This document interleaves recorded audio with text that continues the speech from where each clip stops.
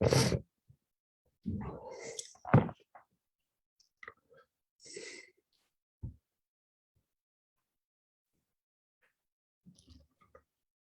and gentlemen, it gives me great pleasure to welcome all of you in this series of webinars.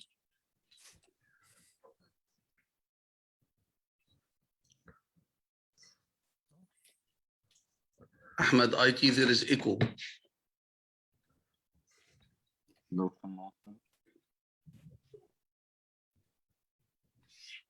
There is echo for the voice. Anyone No echo. entering from two devices?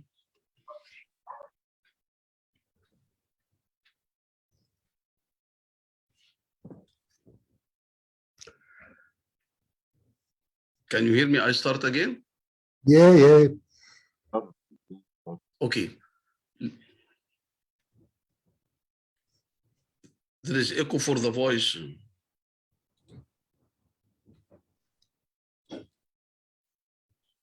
We are not hearing any echo here. Oh, okay.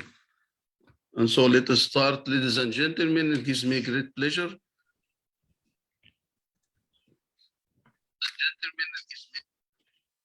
To welcome all of you in this series of webinars organized in collaboration with the World Federation of Neurosurgical Societies, the WFNS, the Egyptian Society of Neurosurgery, and the Continental Association of African Neurosurgical Societies, the CANS.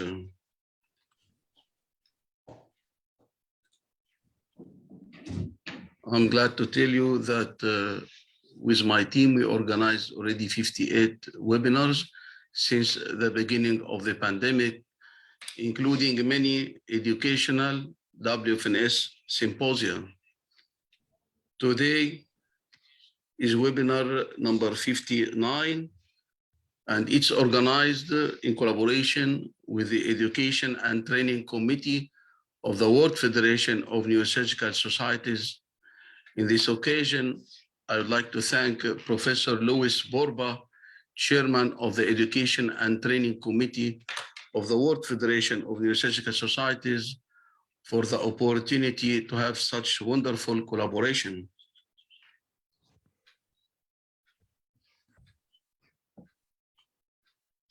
We already started a series of webinars in collaboration with the Education and Training Committee of the WFNS, which will be organized on a monthly basis. Our last educational symposium was performed on 13th January, and it was about hydrocephalus. Today, our webinar is about traumatic brain injury. We have a galaxy of eminent professors and speakers and moderators. Let me welcome all of you. I will go by the order by which you speak. Professor Maximilian Mehdorn is chairman at the Department of Neurosurgery, Kiel University from Germany. Angelos Kolias is affiliated to the Department of Neurosurgery, Cambridge University, UK, and he's past chairman of the Young Neurosurgeons Committee of the WFNS. Franco Servadier, immediate past president of the World Federation of Neurosurgical Societies. Andrew Reisner, he is chairman of the Neurotraumatology Committee of the WFNS, and he is professor at the Department of Neurosurgery, Emory University School of Medicine, Atlanta, United States of America. Laura Lipa, she's co-chairman of the Neurotraumatology Committee of the WFNS, and she is an eminent neurosurgeon from Italy. Andrew Robiano, co-chairman of the Neurotraumatology Committee of the WFNS, and an eminent neurosurgeon of Colombia. Tariq Khan, he is immediate past chairman of the Neurotraumatology Committee of the World Federation of Neurosurgical Societies, and he is dean and chairman of Neurosurgery, Northwest School of Medicine, Peshawar, Pakistan. Virendra Sinha, immediate past chairman of the Rehabilitation and Reconstructive Neurosurgery Committee of the WFNS, and he is professor of neurosurgery and well-known neurosurgeon from India. Iku Prasetya is a well-known eminent neurosurgeon from Indonesia. And finally, Andrea Dimitriade. He is president of the European Association of Neurosurgical Societies, and he's affiliated to the Department of Neurosurgery, Edinburgh University, UK. Let me welcome our eminent moderators, Professor Francisco Tomasello, Honorary President of the World Federation of Neurosurgical Societies, a well-known neurosurgeon globally, and he is Professor of Neurosurgery at Humanitas Clinical Institute, Catania, Italy. Professor Basant Mishra, he is Chairman of the WFNS Foundation and President of the WFNS Federation of Skull-Based Society, and Professor Lucas Rasulik, he is Chairman of the Peripheral Nerve Surgery Committee of the WFNS, President of the Serbian Society of Neurosurgery, and he is President of the Department of Neurosurgery, University of Belgrade, Serbia. Thanks to all of you for contributing to this neurosurgical activity and for giving us much of your time and experience. Sharing your knowledge and experience with young neurosurgeons, especially at this difficult time of COVID-19 pandemic, is well appreciated. We have an interesting program today with very interesting topics. Our program is divided into 2 sessions. At the end of each session, we have discussion. I'm glad to tell you that until yesterday, we had 1,035 registrants just over Zoom. As we can see from this screenshot, we are doing live stream over the Facebook page of CANS. The address is seen over the screen, and over the YouTube channel of the Egyptian Society, and over the Neurosurgical TV. In this occasion, I would like to thank John Bennett. Actually, he's doing a great job in promoting our webinar series. To all attendees, we are glad to get all questions and comments, and it will be monitored through the chat panel or the Q&A. This is the type of certificates we are offering. Remind you that this event is recognized by the World Federation of Neurosurgical Societies, and this certificate is approved by the World Federation of Neurosurgical Societies.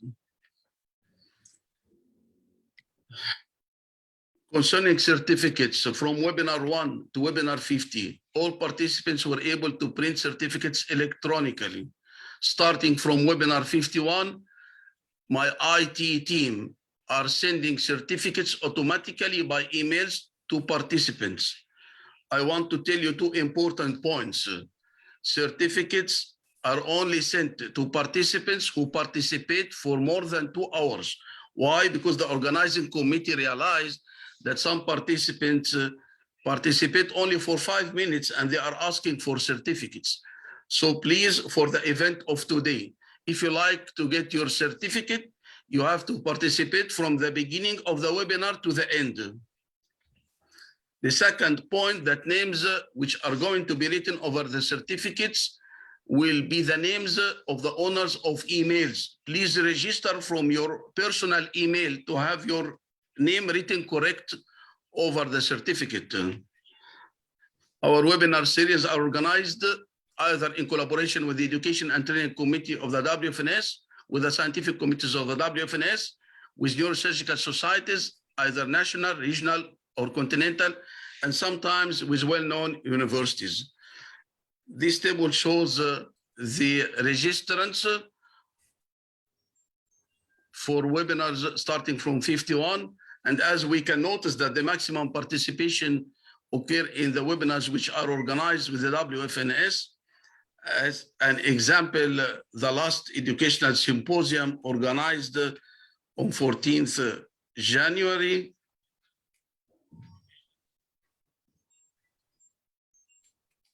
which was webinar 57, we had 1,136 registrants, and we had participants 552, because not all the registrants are participating. And certificates were sent only to 269 participants. These are the participants who participated for more than 2 hours. I announced about the Pan-Arab Journal of Neurosurgery. We published 2 issues in June and December 2021. I'm glad to be the editor-in-chief of this journal. The address of this journal is seen over the screen. Submit your articles. Publication is free because it is an open access journal. I'm also glad to announce about the World Congress of Neurosurgery, which takes place in Bogota, Colombia from 13 to 18 March 2022. I encourage each one of you to participate in this important event. Another important announcement is the Third Man's Congress, which takes place in Egypt from 27 to 30 October 2022. I'm glad to be the president of this Congress, and I'm glad and honored to work with Professor Alberto De Litala, who is president of the Mediterranean Association of Neurological Surgeons. All of you are invited to participate in this important event. I think it will be a good opportunity to visit the Grand Egyptian Museum.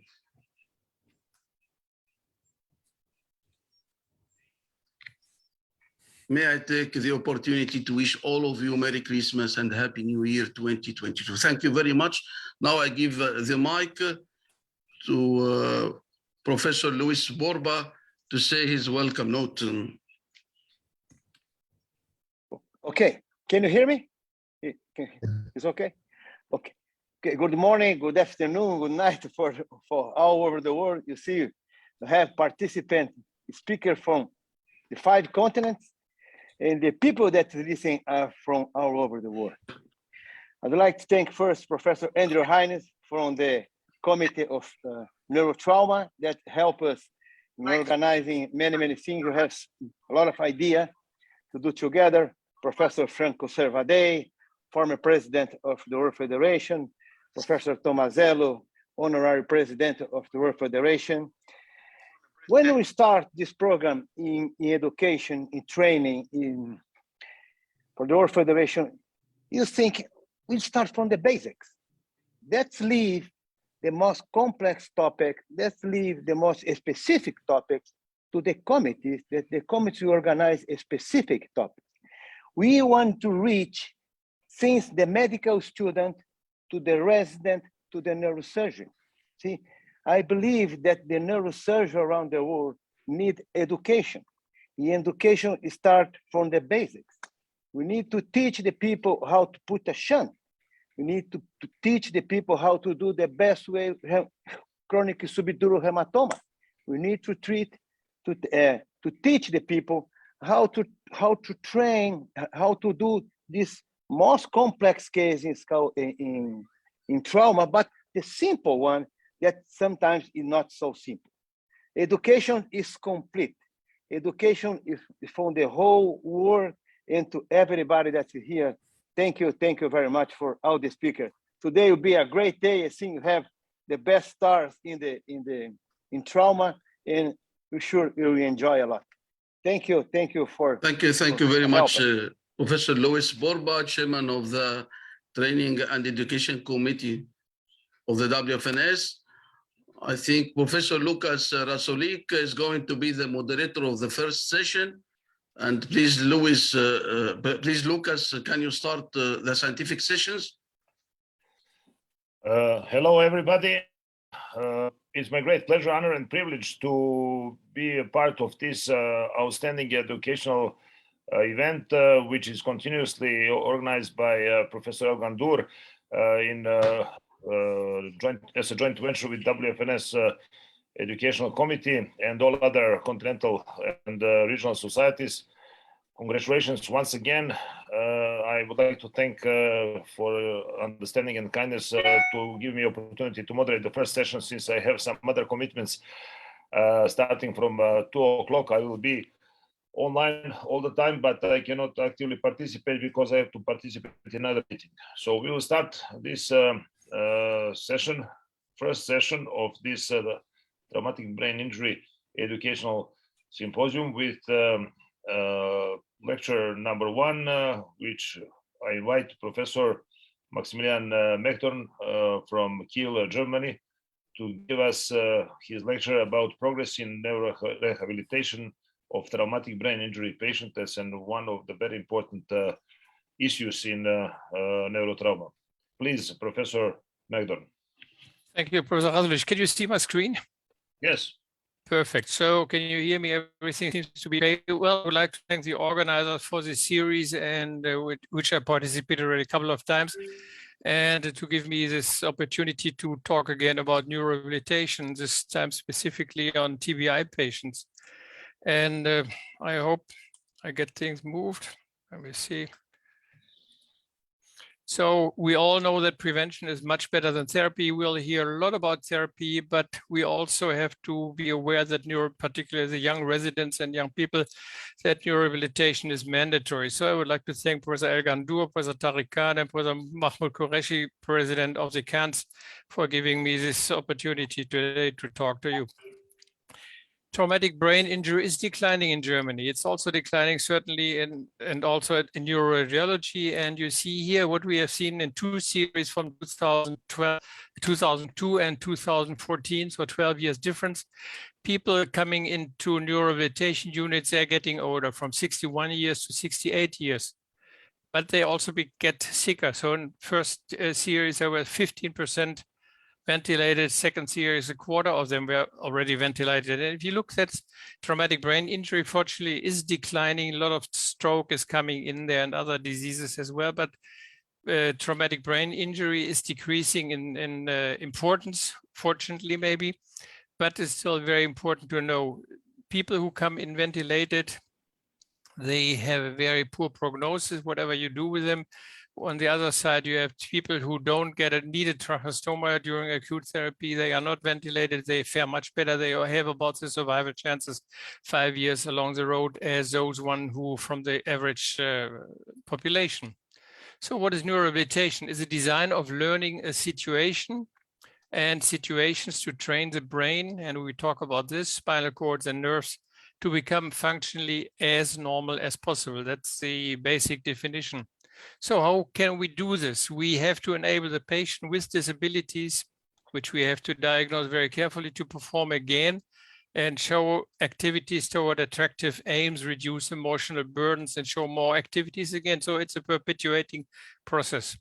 To give support to all patients, also to the relatives with disabilities, to arrange with a new situation, to develop a new kind of identity, not totally different, which is in contact with the past, but is also looking forward.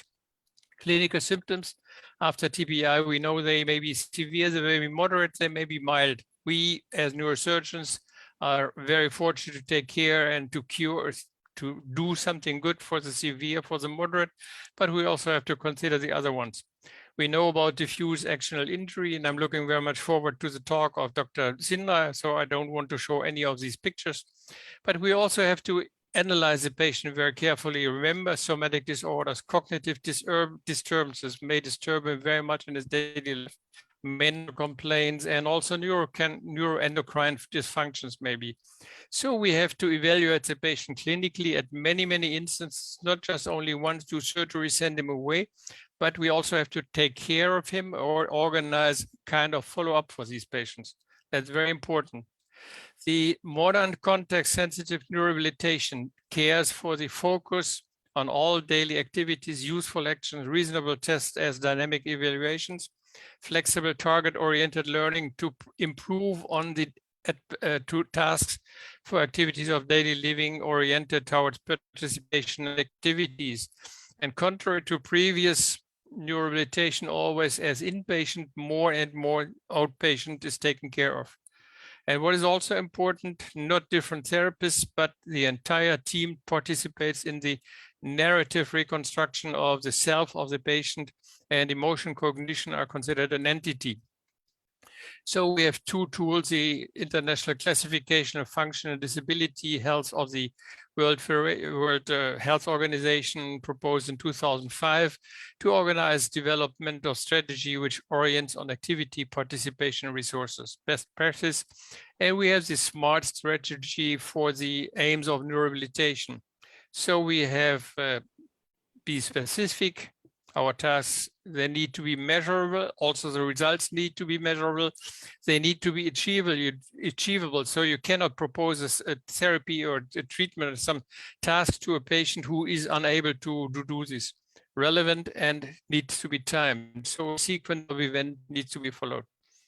And then we have the interaction between the caregivers and the patient, his client or patient-centered approach, which is called the GRIP approach: gain contact, register response, provoke intentional interaction, and have a partial participation, improve the goal setting, and then the clinical results will also improve. What is very important, the relatives of patients with severe brain injury, they have anxiety and depression, so you also have to take care of them. So how should neurorehabilitation be organized? It starts immediately after the injury or after surgery, in the neurosurgical, in the neurological, but mostly in the neurosurgical ICU. So the nurses and the doctors in the ICU not only need to take care of the ventilator, but also of the patient with basal stimulation and all these things. Neurosurgery then sends the patient to neurorehabilitation unit and sees the patient back when the complications occur. So where should these units be located? Hospital-based neurorehabilitation or outpatient neurorehabilitation or both? And then who pays for the neurorehabilitation? The money the surgeon gets in some countries, it's only for the surgeon, or is it also included for neurorehabilitation to achieve a certain goal for the patient? This needs to be discussed depending on the economic situation of the country. The medical management, I looked up for guidelines for clinical practice to give some advice. And that's an interesting paper to read. That's why I put the complete listing on here. Medical management, spasticity, depression, pain, aggression, heterotopic ossification in the listed in the number of guidelines which are concerned with these events: organization of services, care support, peer support, rehabilitation therapies, motor function, activities, daily living, and then complication management and community management. So there are many, many guidelines for clinical practice in neurorehabilitation, but unfortunately the authors conclude multiple GCPs exist to guide rehabilitation, reporting either vascular or traumatic literature, which makes selecting a high quality guideline to implement overwhelming and difficult. So I slightly disappoint about the consensus which is derived for this, but maybe that's also depending on the situation of the various countries which publish guidelines. So we need to look very carefully. I would just only touch some topics which I think are very interesting for the future also. Pharmacotherapy during neurorehabilitation has often been considered not so effective. Nowadays, one thinks about rehabililomics, use of biomarkers, genetic phenotypes, and other patient-specific factors that impact rehabilitation and long-term recovery. See what we can do for the patient, test them early in the period, and derive prototypes of future improvement therapies. We have to be aware that post-traumatic depression occurs about 50% of these patients. So maybe they benefit from selective serotonin inhibitors. Cognitive decline occurs. There is no well-defined medication yet. Post-traumatic epilepsy, genetic markers of post-traumatic epilepsy may help to treat patients more effectively, not give epilepsy treatment for any kind of patient prophylactically. And then we have a number of new and repurposed medications on TBI, CNS antioxidants, sulfonylurea medication, ICP reduction, and other antagonists like glibenclamide, which was an anti-diabetic drug or is still antibiotic. And then we may touch in this long term on more of the brain metabolism. Another topic, virtual reality in neurorehabilitation, which is not specific for traumatic brain injury. Motor learning is often considered, especially for upper limb. This can go on virtual reality, can be nicely done. I'll show you a picture of it. Cognitive is very important. And the level of realism of these virtual systems may have a crucial role in neurorehabilitation. So don't overdo it, don't do it too easy for them. And virtual reality training programs, they may be personalized. They need to be personalized to be really effective for this patient. And the training needs and also the training done need to be supervised. So tele-neurorehabilitation comes into the place and things like this. Let me see, just go back a little bit. So innovative interventions can be enriched with virtual reality and significant improvement in mobility, in cognitive function, maybe, but they need to be evaluated also based on the cost effectiveness. You see such a picture from a couple of years ago. This patient, after a stroke, probably, he trains his legs. He can also train his arms. Usually upper limbs are taken care of much more effectively, much more aggressively than the lower limbs, but the patient has to be able to walk, to organize his legs after a stroke, after brain or spinal cord injury. And what is the difference between these pictures and the old pictures, beginning of last century? They were working also in view of a supervisor, of a trainer, and they were working on both extremities. They did not work so much on the legs, for example, in this example, but so we can have done some improvement. This can become much more fancy, like a Birnbäumer's publication a couple of years ago, with this ECOG wireless systems, and much more training can be performed. So post-stroke devices, similar is true for TBI devices. A couple of years ago, there was a nice study, analysis, post-stroke rehabilitation devices offered via the internet. So you can buy many, many devices based, and they evaluated how many of these were based on randomized controlled evidence. We found 97 different commercial post-stroke rehabilitation devices, and only a third of them had a randomized controlled trial that had proved efficacy for rehabilitation purposes. You can spend, can have your patient spend a lot of money in these devices, which do not really stand for good scientific evaluation.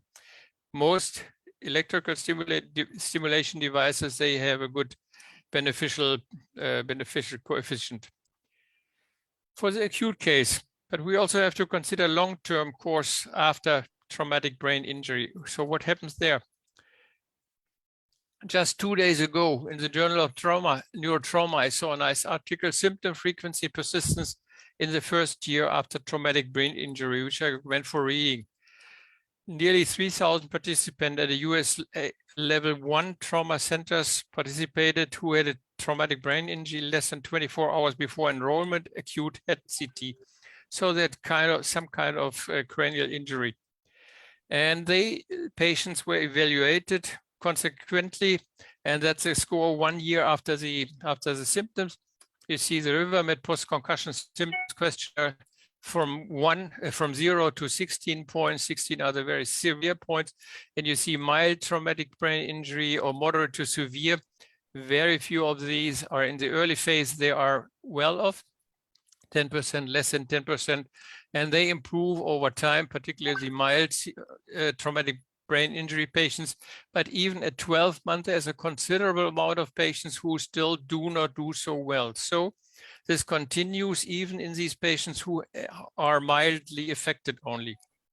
This goes with the negative neuroplasticity and chronic TBI, which is also important for neurorehabilitation. And we have to understand that traumatic brain injury is not a single event, but a disease process. So it continues, and we have to try to interrupt this process. Negative neuroplasticity can be considered as one mechanism leading to a cognitive neural decline, which affects about a quarter to a half of these patients after brain injury. And interventions like environment enrichment, increased schedule of activities may help to stop or mitigate further decline in these patients. That's difficult to evaluate. This kind of noisy processing, sensory degradation makes discerning of the signals difficult. So you have to take care very much of the patient and look into him, evaluate him, as I mentioned at the beginning, evaluate him and have him use his brain. Otherwise, use it or lose it. And that's why I also like to show the picture of Tarek's hospital, where he has a brain on the wall. Use it not to evacuate the hospital, but use the brain to your own benefit. So to go further, this was 1 year follow-up. Now, last year, there was another study published, a randomized trial, which is very good scientifically, on plasticity-based cognitive training in mild traumatic brain injury from California and other groups coming out. So mild traumatic brain injury, 7 years post-injury with persistent cognitive impairment. Obviously, these were veterans having undergone some war damage injury. Experimental intervention was a brain plasticity-based computerized virtual reality, cognitive training program targeting speed, accuracy of information process.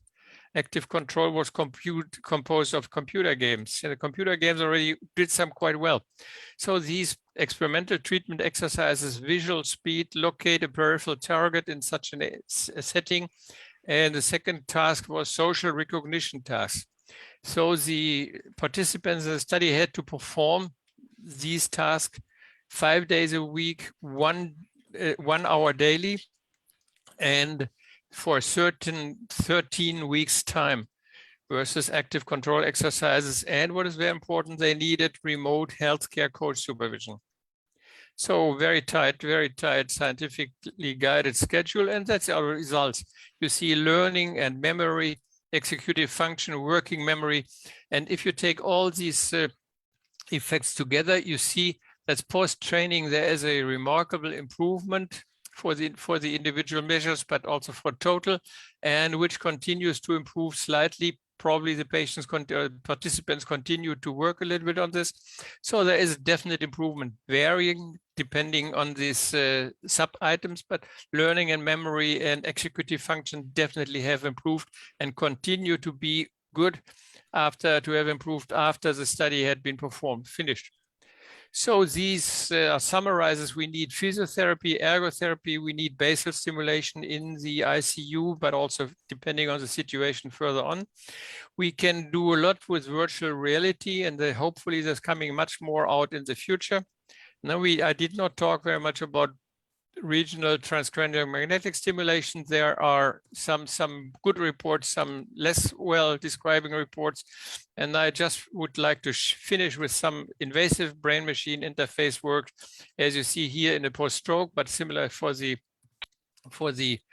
other injuries, post-stroke or trauma injury.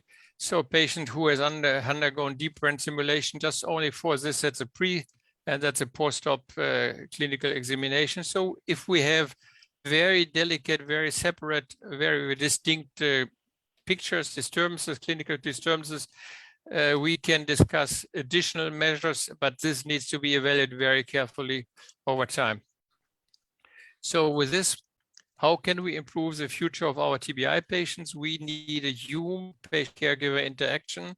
Whatever we do with teleneurohabilitation, we need to do randomized controlled trials to really improve on these different tasks. We can train the patients on machines, robot for repetitive tasks. We have assistive strategies, and then we have brain-machine interfaces to train activity dependency and plasticity. Body-machine interfaces can be non-invasive, like the exoskeleton, and then we can go again into invasive therapies like neural prosthesis from macro to nano. I didn't want to talk because there are a lot of experimental. There's a teaching session, so I refrained from talking about the future. What is very important, ethics of neurorehabilitation, restore the autonomy of the patient, adapt him or her for his or her environment. Don't change the patient totally, don't change the personality. And that's one of the problems if you go too deep into the patient. So we have to be very careful about this. Thank you very much for your attention.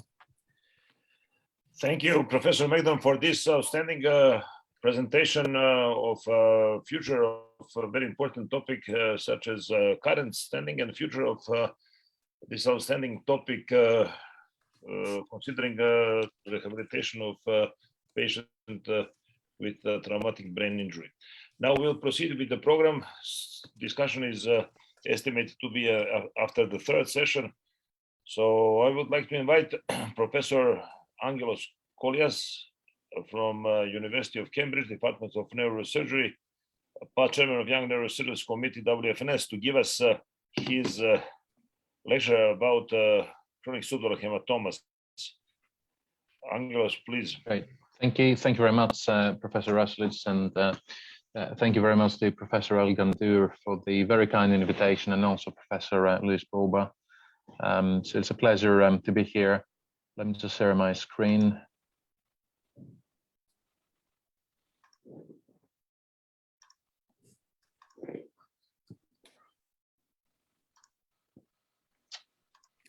So I'm hoping that you can see my screen now. Yeah, it's Yep. okay. Is that okay? Brilliant. Yes, I'm Angelos Collis. I'm one of the consultant neurosurgeons from the Edinburgh Hospital and University of Cambridge. I'm an academic neurosurgeon as well. So chronic subdural hematoma is, one of those conditions that, as neurosurgeons, we consider it to be something really, really simple, but actually it is a condition of increasing importance. It is probably the most common emergency neurosurgical operation, I think. It mainly affects the elderly, and obviously, this means that we are dealing with patients who have multiple comorbidities. These increase the risk of complications. There is clear evidence that the incidence is rising, but actually there are very few prospective studies that have been done. There are lots of retrospective studies, but very few prospective studies and even fewer randomized trials. So as a result of this, there are many unanswered questions. And again, at this juncture, I think it's important to try and answer, why is research important? And I think this is a pretty famous paper. I think many of you may have seen that. So it was published in The Lancet in 2009 by two of my very dear colleagues. So Tom Sentaris as the first author and Peter M. Hudson as the senior author, and the rest of the team in Addenbrooke's at the time. So this was a randomized controlled trial that took place in Addenbrooke's. 269 patients were randomized with a chronic subdural to bare hole drainage with a subdural drain, or bare hole drainage but no subdural drain to be left in the subdural space. And these are the results. So with the use of a drain, the risk of recurrence was 9%. Without a drain, it was 24%. So a very significant difference. And this also translated to a non-significant decrease in mortality of 30 days, but significant at 6 months. And also there was a clear trend towards better functional outcomes, so modified Rankin scale of 0 to 3 at discharge, and also at 6 months with a drain. And up to that point, we had done a survey in the UK, and it was very clear that not many neurosurgeons were actually using subdural drains for chronic subdural hematomas. But then once the study was published, people started changing their practice. And this is a very nice paper published by my colleagues at King's College Hospital. So Donald Walsh was the senior author. And what they demonstrated is that high quality studies can change practice. So they reported that the use of drains in their hospital increased from 17% before the study to 35% after the study was published. And then also, once they presented their results in one of their departmental meetings in 2015, so a few years later, actually, you can see that the drain utilization increased to 75%. Okay, so the point is that high quality studies, especially trials, can change practice. And as I say, there are a few unanswered questions in terms of trial methodology, surgical techniques, adjuvant therapies, and postoperative care. But today, because we have limited time, I will focus on surgical technique and adjuvant therapies. So in terms of the surgical technique and the recent evidence that we have generated through the work that we have done in the UK with our neurosurgical trainee research network, it's called the British Neurosurgical Trainee Research Collaborative. So this was a prospective and observational study that we rolled out back in 2013. You can see that we actually published our protocol in advance. So before we started any data collection, we sat down, we agreed on a protocol, exactly what we would be collecting, and then we published the protocol as well. And we managed to enroll 1,200 patients from 26 out of the 32 neurosurgical units in the UK and Ireland. And this is the largest multi-center prospective study of chronic subdural hematoma. I think it still is, actually. And this was a paper that we published in the JNS. And you can see that we had a number of authors, but also several collaborators. And all of these collaborators, they obviously played a very important role in terms of collecting the data, contributing to the study. So they were all listed on PubMed as PubMed index collaborators. And of those patients, the 1,200, just a few key points here. So 823 were actually managed in neurosurgical units. The median age was 77, majority were male. Almost half were on some form of blood thinning medication at the time of referral. So that was either aspirin, clopidogrel, or anticoagulant. And you can see that these patients have lots of comorbidities. So I'm just highlighting their ischemic heart disease, arrhythmias, diabetes, etc. In terms of the management, the use of steroids actually was rather limited. But as I say, you can see that in terms of the anticoagulants and antiplatelets, they are a problem.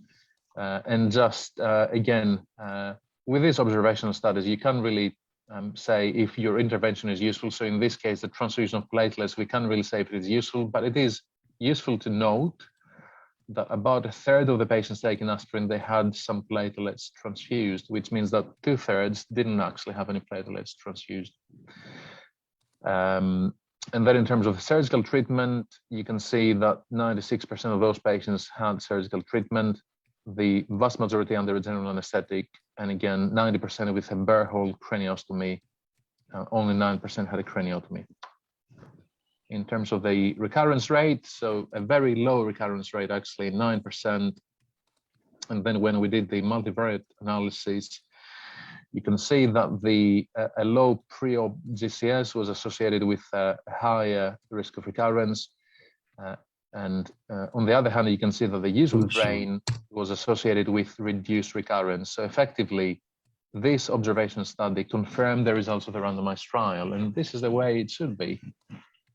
So now we have good evidence from the observational study as well, pointing to exactly the same direction. In terms of the functional outcome, and because of the fact that this was an observational study, we looked at functional outcome at discharge, so we didn't follow up the patients up to 3 or 6 months. But again, you can see some interesting findings. You can see there that the use of more than one burr hole, so effectively 2 burr holes, was associated with a better outcome. Again, the use of drain associated with a better outcome.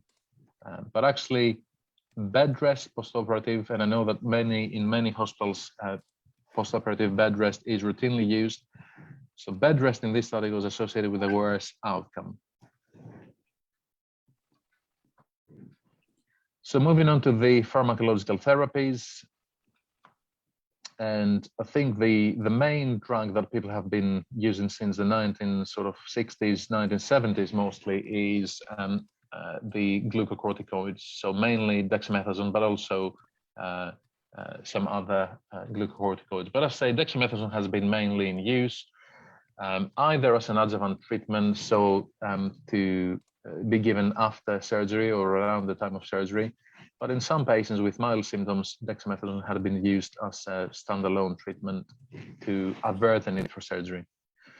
You can see that in 2011, the SBNS worked with the UK funding body, the NIHR. It's the equivalent of the US NIH. And they funded us to conduct a randomized trial of steroids in chronic subdural. The trainee group who worked with the SBNS, the Society of British Neurological Surgeons, we were very lucky to be awarded a large grant to conduct this randomized study. We had neurosurgical trainees taking part in designing the study, along with senior academics and professors. And also we had one neurosurgical trainee who was a research fellow and was doing a PhD on this. So why do this trial? As I said, see, the chronic subdural hematoma is common, the incidence is rising. We know that post-op recurrence is associated with worse outcomes from the Santari study. And there was, up to that point, some non-randomized evidence that steroids may be able to reduce recurrence and prevent the need for surgery in selected patients with mild symptoms. But actually, when you look at the previously published meta-analysis, you can see here paper, a meta-analysis published in the Annals of Surgery, so a very good journal, and they concluded that higher morbidity was associated with the use of corticosteroids with no significant improvement in recurrence or cure. And then a couple of years before that, a paper in the European Journal of Neurology, again, a very good journal with high impact factor. The findings were fairly contradictory. So they said that corticosteroids may be beneficial in the treatment of chronic subdural, and the results encourage further randomized clinical trials. And that is a problem when we rely on non-randomized, non-controlled studies. But often, you know, there is many different sources of bias, and you can't really reach any safe conclusions. So on the basis of this, we did our randomized study. So our hypothesis was that dexamethasone, as compared with matching placebo, improves the 6-month functional outcome in patients with a symptomatic chronic subdural hematoma. A, by reducing the need for surgical interventions, and B, by reducing postoperative recurrence. And it is important here to say that we did use matching placebo, so the dexamethasone and the placebo looked exactly the same because they were encapsulated. So neither the patients nor the clinical team, i.e. the surgeons, physicians, or nurses, could tell what the patient was on. So this was a blind study. So in terms of the drug regimen that we used, this was a 2-week course of dexamethasone or matching placebo, and we went for 8 milligrams twice a day for the first 3 days, followed by 6 milligrams twice a day for days 4 to 6, and then gradually taper it down to 2 milligrams and then stop. So it was completely within 2 weeks. And again, I have to say that many of the other previously published studies or ongoing trials, they were using treatment with steroids for even 2 to 3 months, so fairly long treatment periods. And patients were excluded if they had conditions where glucocorticoids were contraindicated, i.e. active infection, if they had a CSF, shunt, etc. And the medication had to be started within 72 hours from admission to the neurosurgical unit. And also, because this was a pragmatic study, the decision to surgically evacuate the chronic subdural and the timing of this operation was left to the treating team. So the protocol didn't specify when the operation had to be done or how the operation had to be done. The primary outcome was the modified Rankin scale at 6 months, and this was patient and proxy reported and centrally adjudicated. And just to remind everyone, the modified Rankin scale ranges from 0, so this is patients with no symptoms, up to 6. This is patients who are dead. Typically, an MRS of 1, 2, and 3 in quite a few studies is taken as a good outcome, so favorable outcome. But obviously, there is some difference between an MRS of 1, which is no significant disability, and MRS of 3.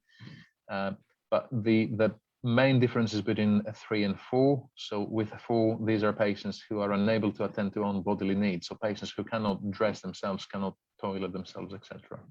And they cannot walk unassisted. So 4, 5, and 6 were taken as a poor outcome, 0, 1, 2, and 3 as a good outcome. And in terms of secondary outcomes, we have the MRS at discharge at 3 months, number of operations, and then a number of other outcomes, including adverse events. The target sample size was 750, and this was based on a power of 81 to 92%. And our primary analysis was essentially looking to analyze the 2 groups in terms of the absolute between group difference in the number of patients who had a good outcome. And in this study, we did an intent to treat analysis, as is the gold standard, and we excluded patients who withdrew consent or those lost to follow-up. We also had some other secondary analysis, so a fair protocol analysis, where we excluded patients who had less than 80% of the medication. You can see the recruitment. So the study recruited very rapidly, actually 750 patients in several neurosurgical units across the United Kingdom. And as I said, we had 750 that we begin with.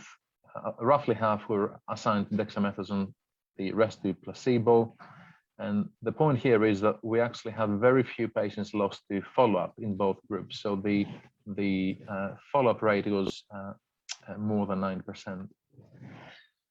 Looking at the results now, so we have the baseline characteristics of the two groups, and on the left-hand side, left column, we have dexamethasone, on the right, the placebo. So patients were the two groups were comparable in terms of age, the number of male patients presenting symptoms, and also the modifier Rankin scale score at admission. So it was about 6% in both groups. That means that the patients were equally affected. And also, if you look at the GCS on admission, so 13 to 15, again, pretty much the same in both groups. In terms of other findings, 70% were known to have had trauma. About 50% were on antithrombotics. 22% had a bilateral chronic subdural, and then the imaging findings were also comparable between the two groups. And 94% of the patients in this study had surgery for their chronic subdural. That means that 6% did not have surgery, and that was, as I said before, decided by the treating neurosurgeon. So now moving on to the primary analysis. So these are the results, and when we first looked at this analysis, we were surprised. I have to say that I did ask the statistician, "Are you sure that the groups have been labeled correctly?" But as you can see there, with dexamethasone, we had worse outcomes. So just briefly to take you through this graph. So the poor outcomes is the red, amber, and yellow, and the better outcomes are the sort of green and the lighter shades of blue. And you can see that at every time point, there are more patients with the good outcomes in the placebo group. So that is at discharge, 3 months, and 6 months. And then when we did the statistical analysis, you can see that 84% of patients in the dexamethasone group at 6 months had a good outcome versus 90% in the placebo group. So that is a difference of 6.4% in favor of placebo, statistically significant. You can also see that there was a slight difference, a trend towards higher mortality even in the dexamethasone group. When we adjusted for age and GCS at admission, there was no difference, so the same difference that we had found before persisted, and also in the per-protocol analysis, again, exactly the same results. And when you look at the modifier Rankin scale at 3 months, as I said again, the difference was there, and again, in favor of placebo. So it's very consistent results in all of the analysis that we did. When we look at the secondary outcomes, and I think that makes it again, very interesting in terms of the repeat surgery for recurrence. So this is effectively the recurrence. And the dexamethasone group was really, really low, so 1.7%, as opposed to 7% in the placebo arm. That was the only endpoint that was favoring dexamethasone. But when you look at the adverse events, the complications, 16% with dexamethasone, 6.4% with placebo. And also when we looked at the adverse events of special interest, so these were things like hyperglycemia, diabetes, GI bleed, and again, you can see a significant difference with dexamethasone, so more adverse events. And in terms of the adverse events, it's really, as I said to you, diabetes and also psychosis and GI disorders.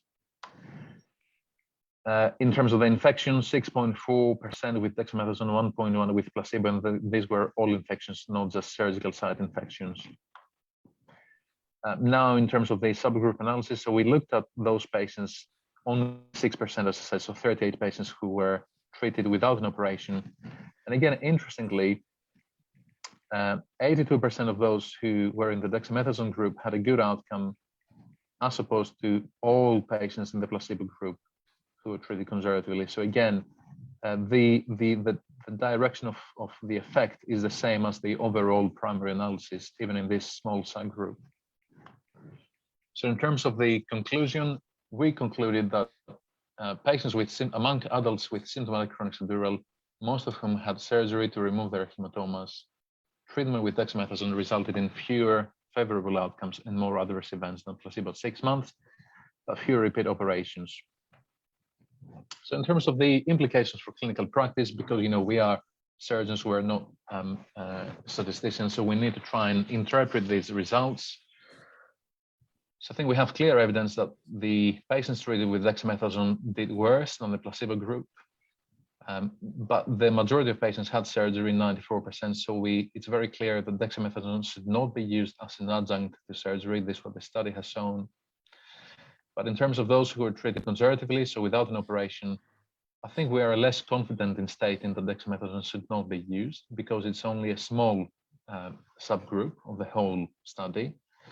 But having said that, now our Dutch colleagues who were conducting the DEXA randomized trial of surgery versus steroids for chronic subdural, and they present the results at the recent ENS meeting, they also showed similarly worse outcomes with dexamethasone. So I think there is some evidence now building that steroids should not be used, not even as a standalone therapy.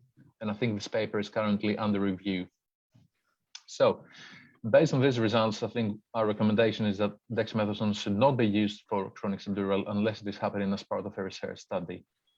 I think the other thing that we need to say as surgeons is that surgery for chronic subdural has a very good safety profile. So if you look at the placebo group, 90% of the patients in the placebo group had a good outcome at 6 months, and almost 2/3, 65%, went back to their usual duties and activities.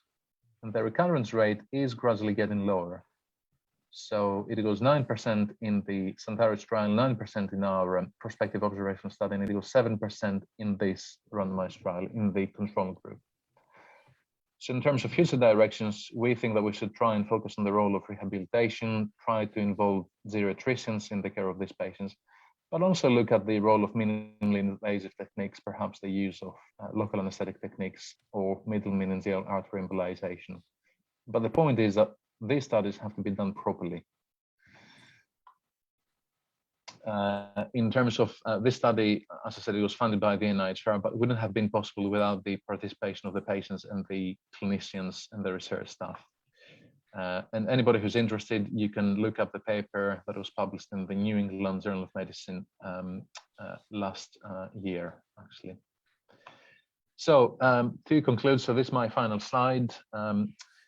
We have been doing some work on trial methodology, and I didn't really cover this today, but we have some ongoing work on this with various collaborators from across the globe.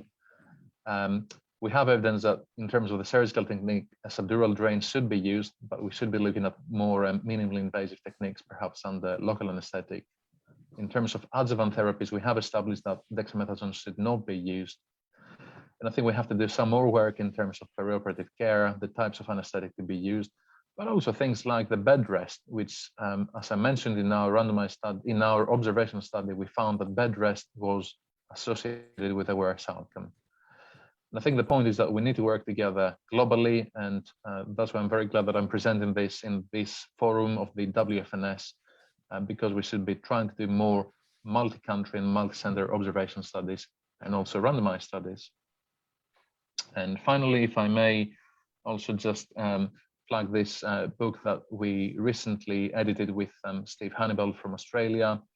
I don't have any royalties or anything else, but I think it's a pretty good book. It was, again, the work of many collaborators. It was done during the pandemic, and I genuinely think that this is a really good book. So if anybody is interested, you can look it up online.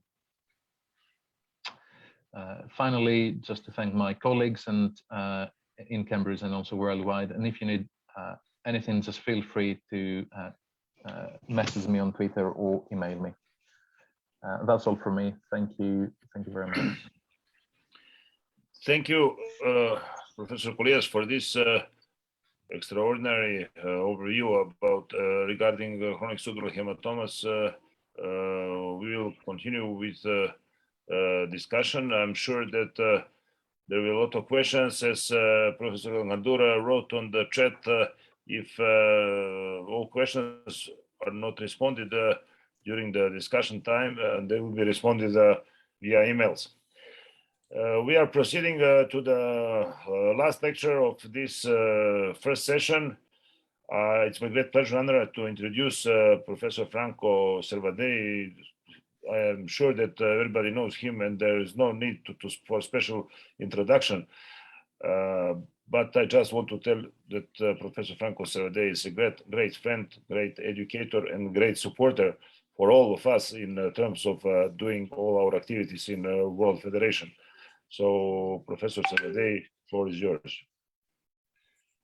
Okay, thank you, Lucas, and thanks to Nasser El-Ghandour, who did a tremendous job. I mean, it's just the number of these webinar 57 who tells you how much you have worked, Nasser. And thanks also to Luis Borba, the new chair of the educational department. Is just new because he's the new chair. It's not new to all of us because he's doing a very good job also in education since years. So my duty now, and I'm going to share my screen. 1 second, sorry. It's here. Yeah. Okay. Can you see my screen? Yes, it's very good, Franco. Okay, so my duty is today a bit, well, I think I have enough, I am enough old and enough expert in trauma that I can take a controversial topic and discuss some controversial issues. Whenever we do have a refractory intracranial pressure, the surgical approach has been for years the cranial decompression, which is by far the most typical neurosurgical procedure whenever we want to treat the intracranial pressure, who is refractory to medical therapy. As you see from these are the papers published by the years about decompression. You see that there has been a tremendous increase, and also which is, let's say, funny. One thing that we were looking as a very simple operation like cranioplasty, you see, reached in recent year large interest because of decompression. We decompress the patient and we reconstruct the vault.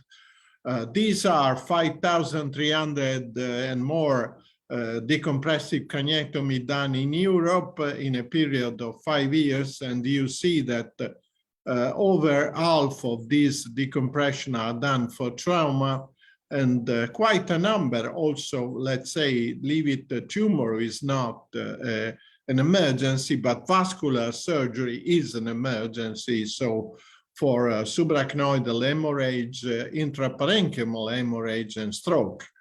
Actually, what we call in Latin and in Greek, panakeia means a therapy who can cure everything. And basically, decompression has been seen as a surgery which could cure any type of intracranial refractory pressure.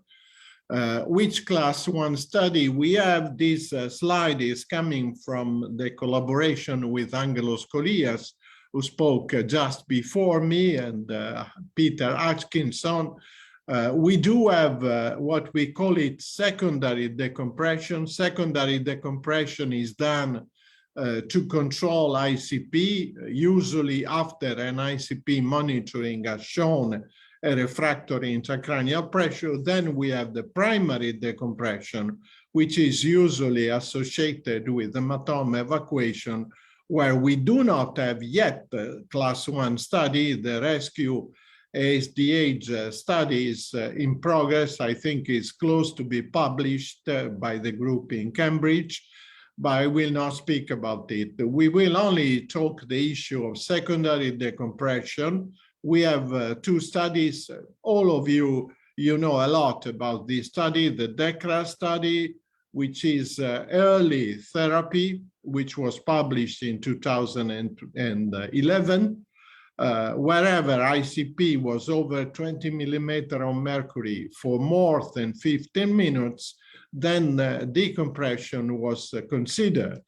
And the results were that the ICP lowered down quite a lot after decompression. Remember that our practice in most places in Europe is not to decompress patient with a cutoff of 20. Anyway, anywhere, whenever they the investigators decompressed the patient. The ICP went below 15, almost normal. But if you compare the results of the two groups, the decompressive craniectomy and the standard of care, the results were similar concerning mortality, but worse for the decompressive craniectomy study concerning morbidity, especially vegetative states. The number of patients in vegetative states increased quite a lot. So there are messages from the DECRA study. The DECRA study was very much criticized because of patient inclusion, because data elaboration. But anyway, there are important messages. One message is intracranial pressure alone cannot be considered the only indication for decompression, because we have seen that even decreasing intracranial pressure, the results were not encouraging. And at the end, we have realized that bilateral decompression as an early measure in patients with diffuse injury, not with focal injury, is not effective. The second study, you all know it, the Rescue ICP study, was published in 2016. The indication for decompression were different. You can see it here. We do all the medical possibility we have, including ventriculostomy, CS drainage, hypothermia, anything except barbiturates. If in spite of this medical management, the ICP was over 25 for a time in between 1 hour and 12 hours, then the patient was randomized into the medical or surgical treatment. Medical treatment included also barbiturate, surgical treatment is decompression. And these are the results. You can see them better here, that if we compare the result of the mortality at 6 months, only 6 months, the mortality was half in the surgical group. But as you see it here, the morbidity in the surgical group was much higher, and the good results were higher, but not to a statistically significant degree. So what is the message? That at 6 months, the outcome concerning mortality is significant, which is a message coming from any decompression, also in stroke. The morbidity is increased in the surgical group, and at 6 months, the rate of good outcomes are not statistically different. Whereas if we go at 12 months, and we have heard the presentation of Professor Medon about the role of rehabilitation, I would say also the role of further surgical management, like shunt for hydrocephalus, like cranioplasty. Whenever we move our outcomes at 12 months, both in the ICP rescue and in the DECRA study, the rate of good results in the surgical group became significant, at least in the rescue ICP study. What it means that having a longer term outcome, a longer term outcome of 1 year will qualify the role of the surgery much more if we look at the result after 6 months. Obviously, this has to be taken into account because very few countries in the world can afford paying for a continuous management of severe head injuries for 12 years. And you see it here that the patient needs ventricular drainage, and then a shunt, and then cranial reconstruction, and so on. So we have the Triphyne patient syndrome and many others. So the lesson from the ICP trial is that there is a clear trend versus better outcome in the surgical group. Surely there is a better mortality, a lower mortality in the surgical group. We need to follow our patient for a number of months behind the usual Glasgow outcome score of 6 months. The guidelines, do we have guidelines for management of refractory intracranial pressure with decompression? These are the most recent guidelines. As you see, the statement is that we do not have definite evidence about a single patient, let's say a personalized performance on a single patient of a decompression. We have the group in Cambridge, together with many of us and the World Federation, has organized an evidence-based practical consensus conference, moving to a conference where people from all over the world were invited to discuss about decompression. Obviously, whenever you have a consensus conference, you can move from what you have in evidence-based medicine to expert advices, like in this case about the primary decompression. But the question today is, do we have alternatives to control refractory ICP apart from decompression? Because decompression brings cranioplasty, brings long-term follow-up of the patient. In many countries, this is neither easy nor advisable. So if we can avoid to decompress the patient and treat a refractory ICP, then it will be better if it is possible. One of the techniques is what we call it hinge and floating craniotomy. This is also a result of a multinational cooperation ruled by the group of Angelos and Peter Atkinson in Cambridge. The concept of hinge craniotomy has been developed in many countries simultaneously. This is a paper from Nigeria. You raise up the bone flap, either entire or in different pieces, in order to increase the space within the cranial cavity and decrease the pressure. You see that this was a Nigerian paper. This is a paper from Brazil, one of the first paper where the decompression was done in a different way by splitting the bone. Or this is hinge craniectomy published from China. So there are different ways to have the same result, increasing the cranial cavity. Which are the data concerning the hinge and the floating craniectomy? Obviously, there is no evidence of substantially worse outcome as compared to decompressive craniotomy, but no randomized trial were identified.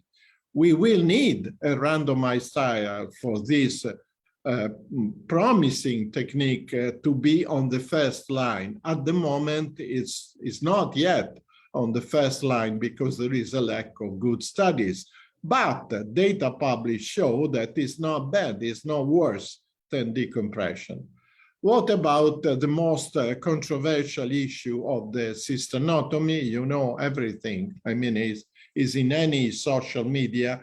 The cystonotomy it's been popularized by Ipecherian and many others. It's actually opening of the basal cisterns to decrease the intracranial pressure and to avoid a mechanism which has been described by this group of shifting the CSF within the brain, interrupting this vicious circle. You see that I don't need to explain you how to open the basal cistern. It's the same way that we use for at the beginning of any vascular surgery or any approach to the anterior skull base. These are a number of case reports which were published in many different journals. There are anyway 2 recent papers with about 40 patients. One paper is been published by the group in Lausanne, and as you see it here, was a randomized study with 18 patients being decompressed plus cystonotomy. and 22 patients being decompressed without cystonotomy. The comparison of the two groups show a trend in decreasing ICP and in outcomes, only a trend because the numbers were small, in favor of decompression plus cystonotomy. And as you see it in these data, the data on cystonotomy plus decompression as a primary procedure, especially, were more encouraging. We did, together with others, Angelos and Tariq Khan, who is here, we did an editorial which was published in the Acta Neurochirurgica. And this editorial tells you about the history of religion for surgery, because after we published the paper and the editorial together, all the subsequent papers either cite the editorial or cite the paper, almost never together. So they have, whenever you have a different view, you take those papers showing the same feeling as you have, which is, in our editorial, we wrote that probably having the randomization of the patient based only on the presence of a vascular surgeon will not make it applicable all over the world, but it was only, and then we finish our paper saying this is a promising technique, but we need a randomized controlled trials to show and make the result of these studies much stronger. This is the paper published by the Indian Medical Journal and the Neurology India from Jyoti Parthiban, who is a friend in India. He did about 40 consecutive patients, again, similar numbers than in lausanne, with increasing good results, but we have a problem that there were about 78% of favorable outcome, where the compressive craniectomy, in addition to basal cystonotomy, only 72%. So basal cystonotomy group seems to be better. But as you see from these data, whenever we decompress a patient, at least in Europe, the outcome cannot be so good because we only select a patient with a refractory intracranial pressure, and we know that this patient, unfortunately, will not have the very good outcome. But anyway, there was a comment from the editor to this paper, which is similar to the editorial comment that we wrote to the ACTA, promising technique. We need more randomized, clean multi-center studies. So the concept is we like surgical innovation. It's not true that we don't like surgical innovation, but we need the proper evaluation of surgical innovation. This concept that whenever we do a nice technical approach, we need, unfortunately, to spend years to show if it works or not, was not understood on the web. You see that these are questions put on the web wherever they ask, who is the good neurosurgeon? Those one who are publishing or studying or writing papers, or those one who have operating skills, which is, in my opinion, this is nonsense. The good surgeon is those one who are able to do both, to operate and to write papers. So the end of this story is that hinge and cystonotomy are promising techniques, but we need better study to put them on a standard level as it is for decompression. And the key point to finish, it's the definition of refractory intracranial pressure. These are the paper that we published. The paper here published multi-center studies in Milano.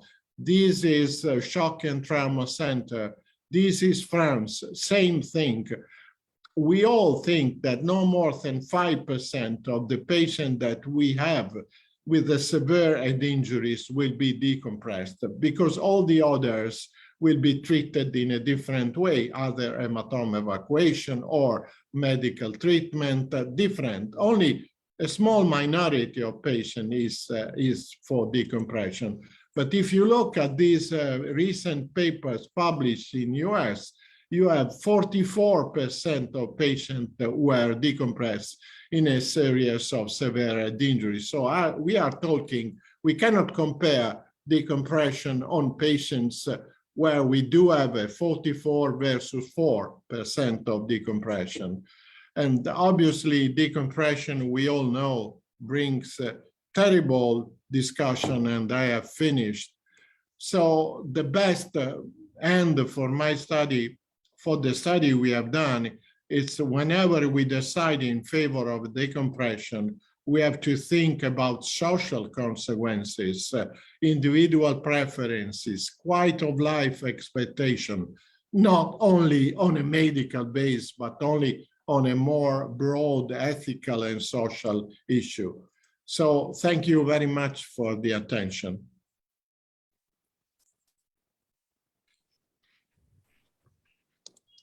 Thank you, Professor Servadei, for this outstanding presentation. This is a very important issue in neurotraumatology, and your expertise is, let's say, received many congratulations in the chat. And now it's time for discussion. There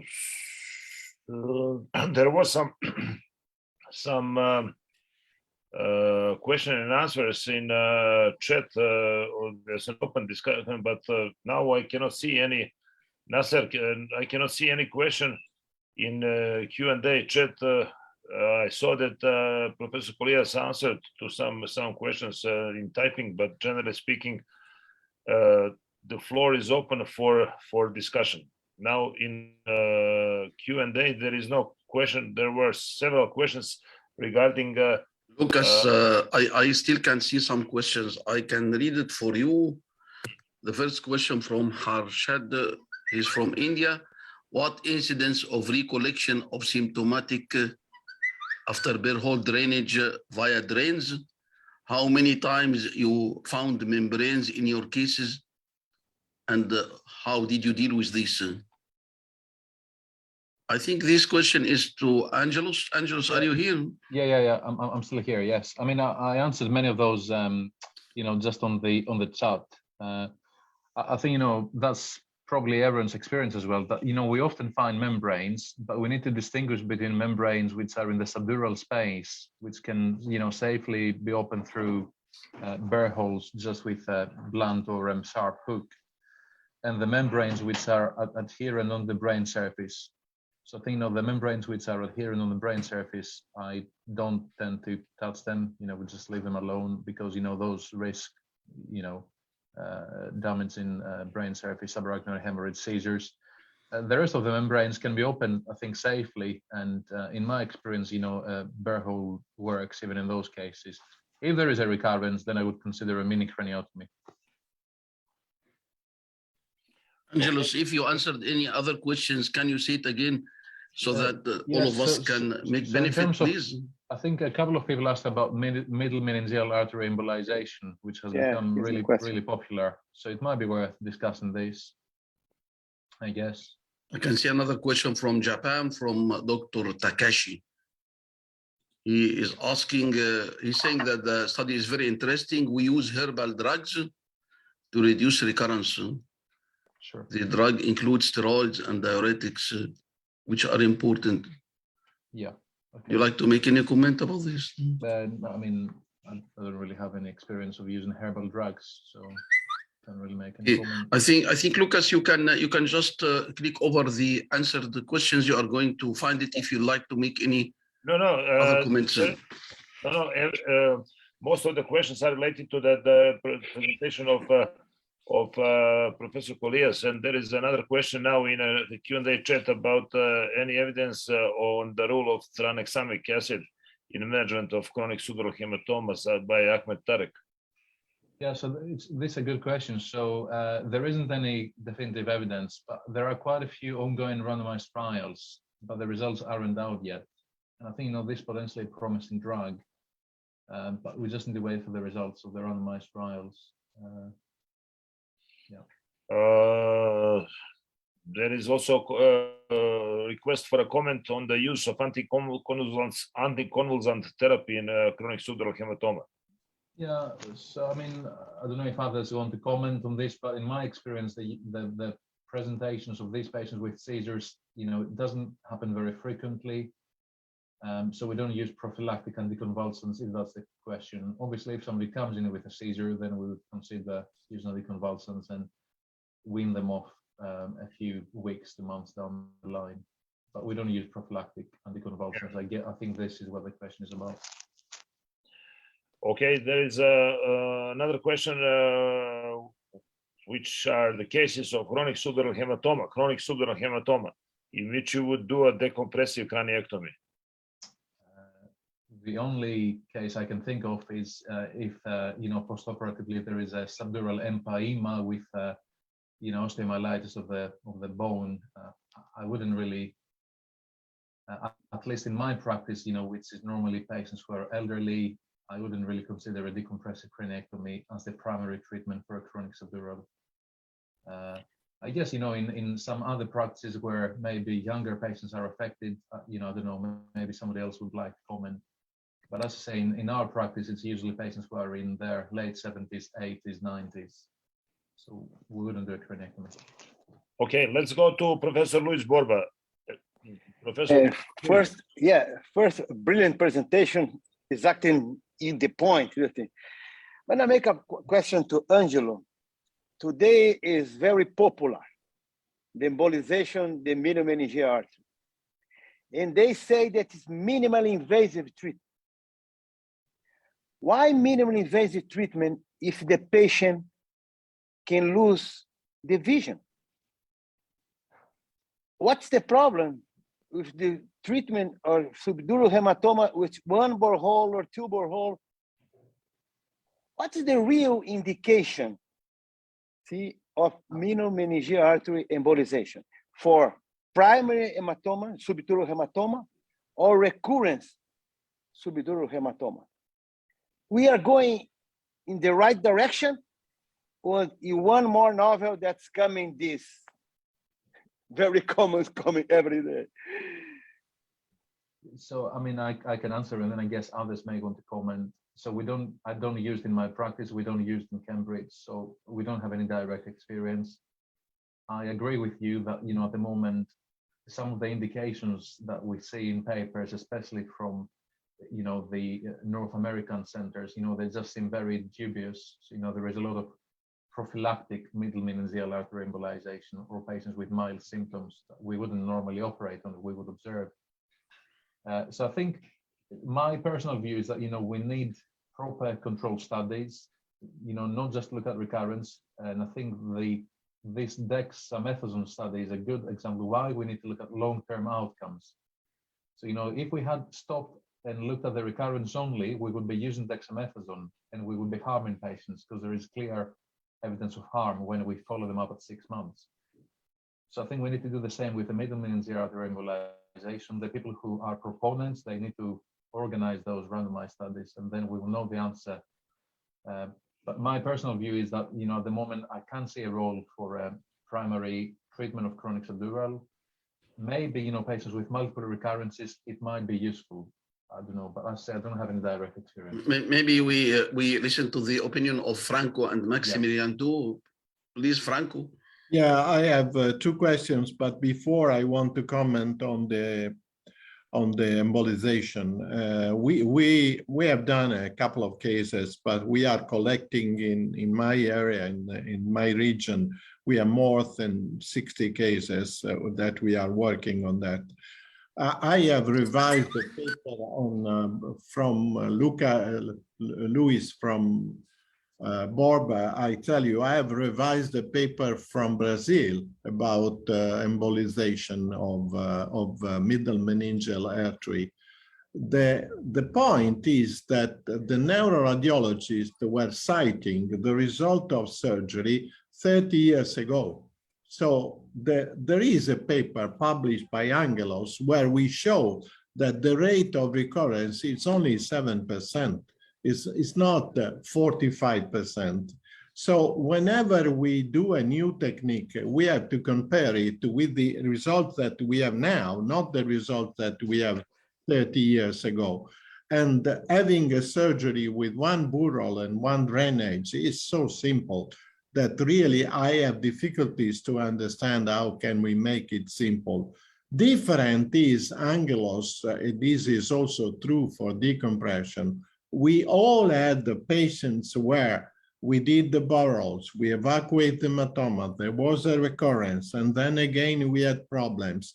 Maybe in these cases complicated, the embolization will work, but it's only a limited subset. Then I have two questions. One is, what do I think about temporal or anterior and temporal lobe resection for control of ICP? Well, actually, we don't do any resection. The resection is done only together with the contusion evacuation.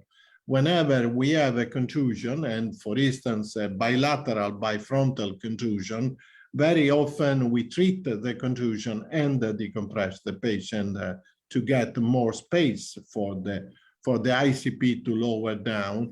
And then there is a question, which is a 1 million question. When is the best time to do a cranioplasty?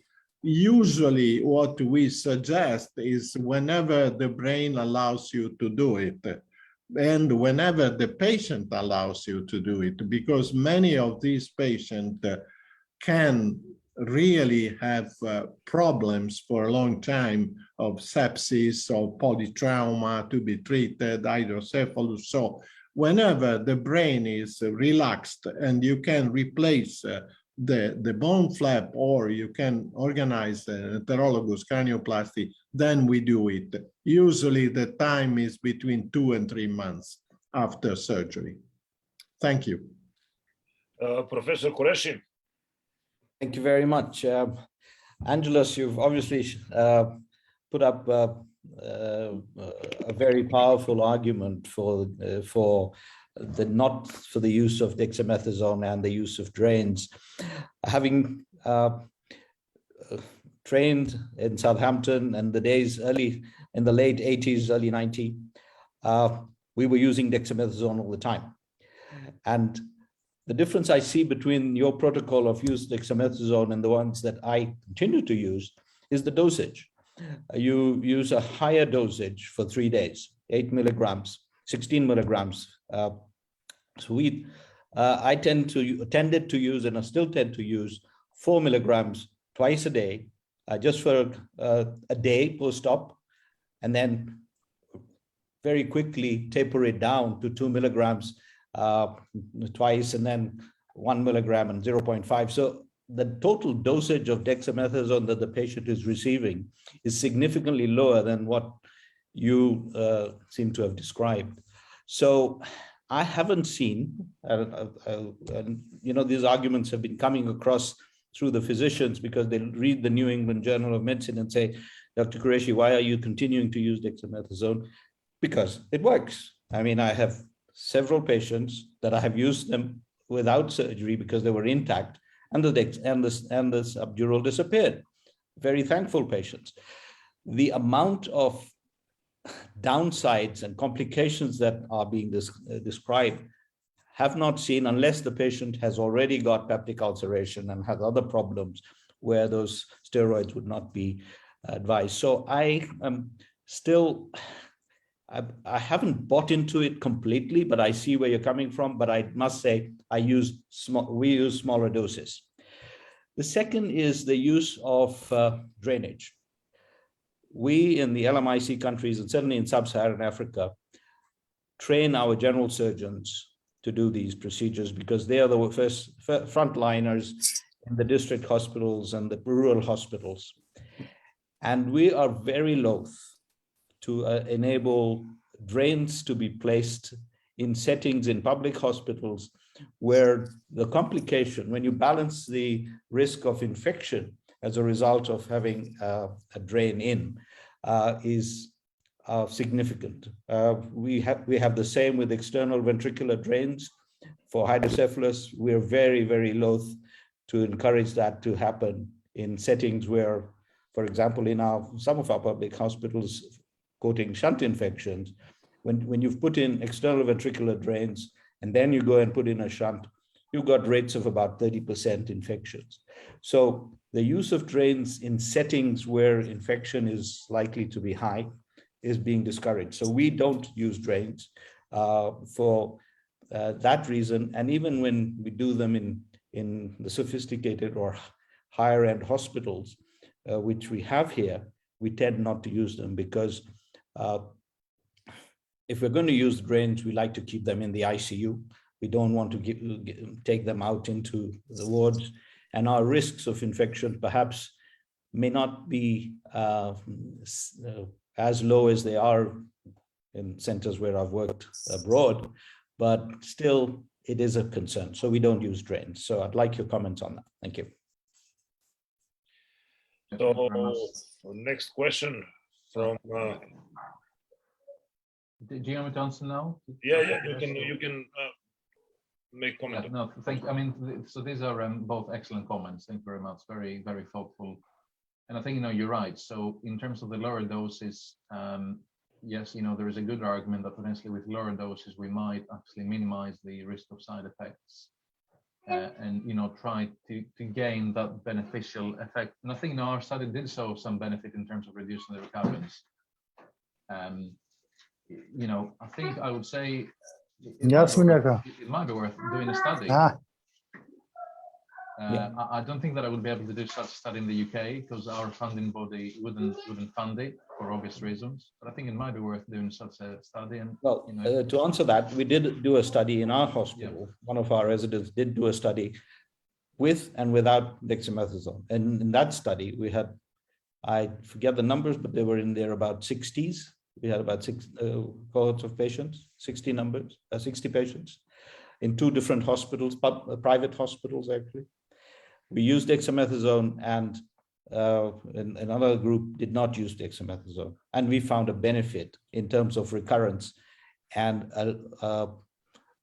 lower recurrence rates in the group that we used the dexamethasone. So in our small study, the dissertation wasn't presented for publication, but I did encourage the young lady to publish it. She then went into doing urology and lost interest. But the point I'm making is that we did actually do the study and we did find lower rates. But as I said, our dosages are lower.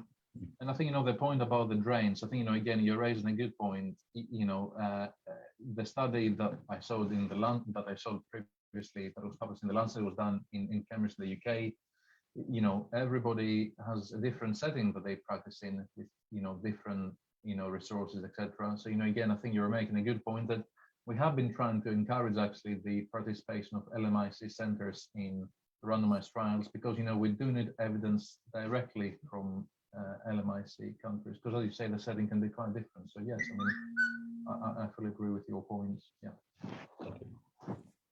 There are many questions in the Q&A chat, many questions among the Zoom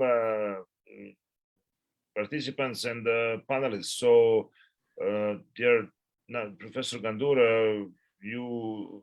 Lucas, we are far behind the schedule and we have to proceed actually. And I'd like to thank Professor Lucas Rasolik for the excellent moderation of the first session. Thanks to all participants participating in this great discussion. Thanks to our speakers, Professors Franco Servadi, Angelos Kolias, and Maximilian Medorn. Now we move to the next session. Our moderator will be Professor Basant Mishra. Basant, are you here? Professor Ghandour, may I say something just for Yes, of course. Please go ahead, Lucas.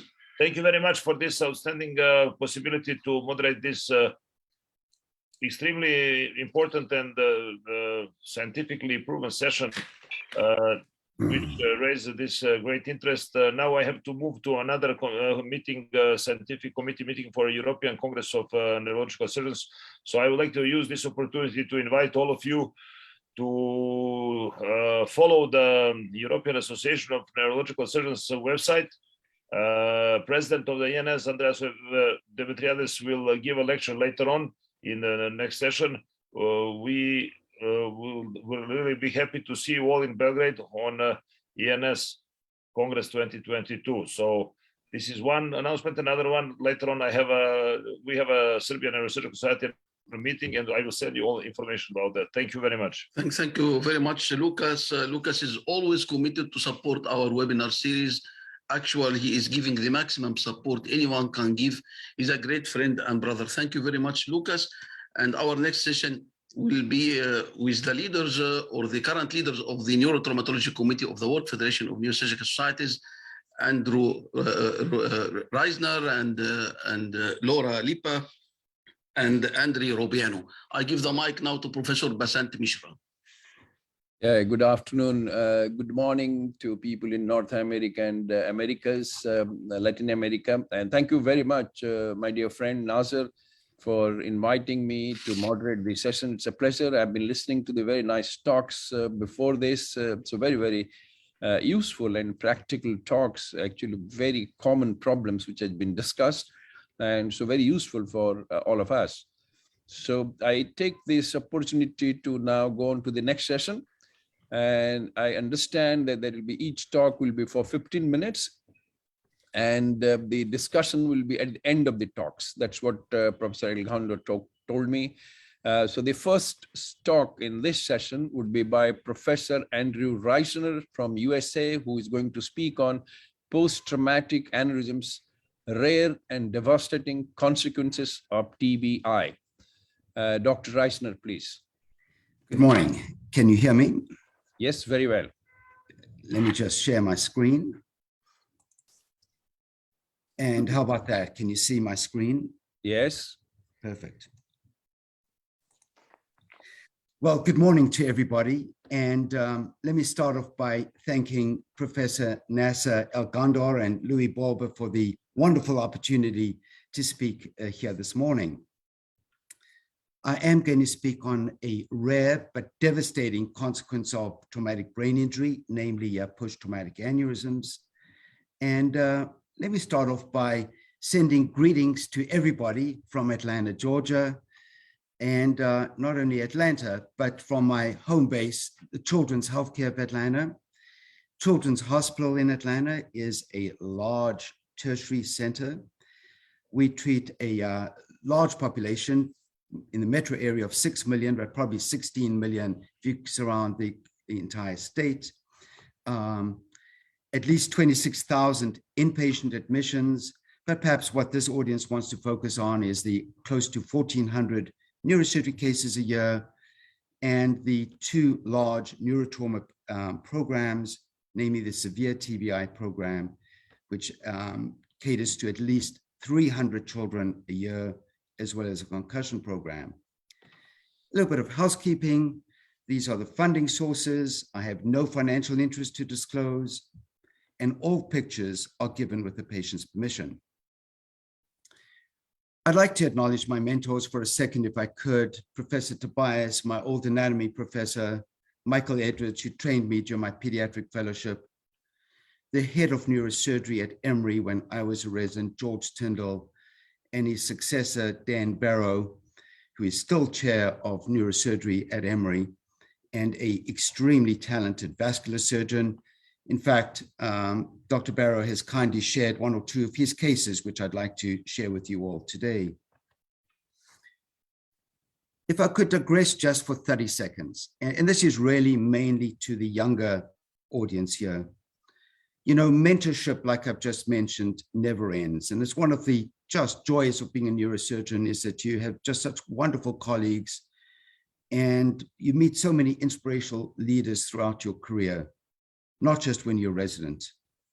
For example, 2 months ago when I was made the chair of neurotrauma at WFNS, I got to meet many wonderful colleagues.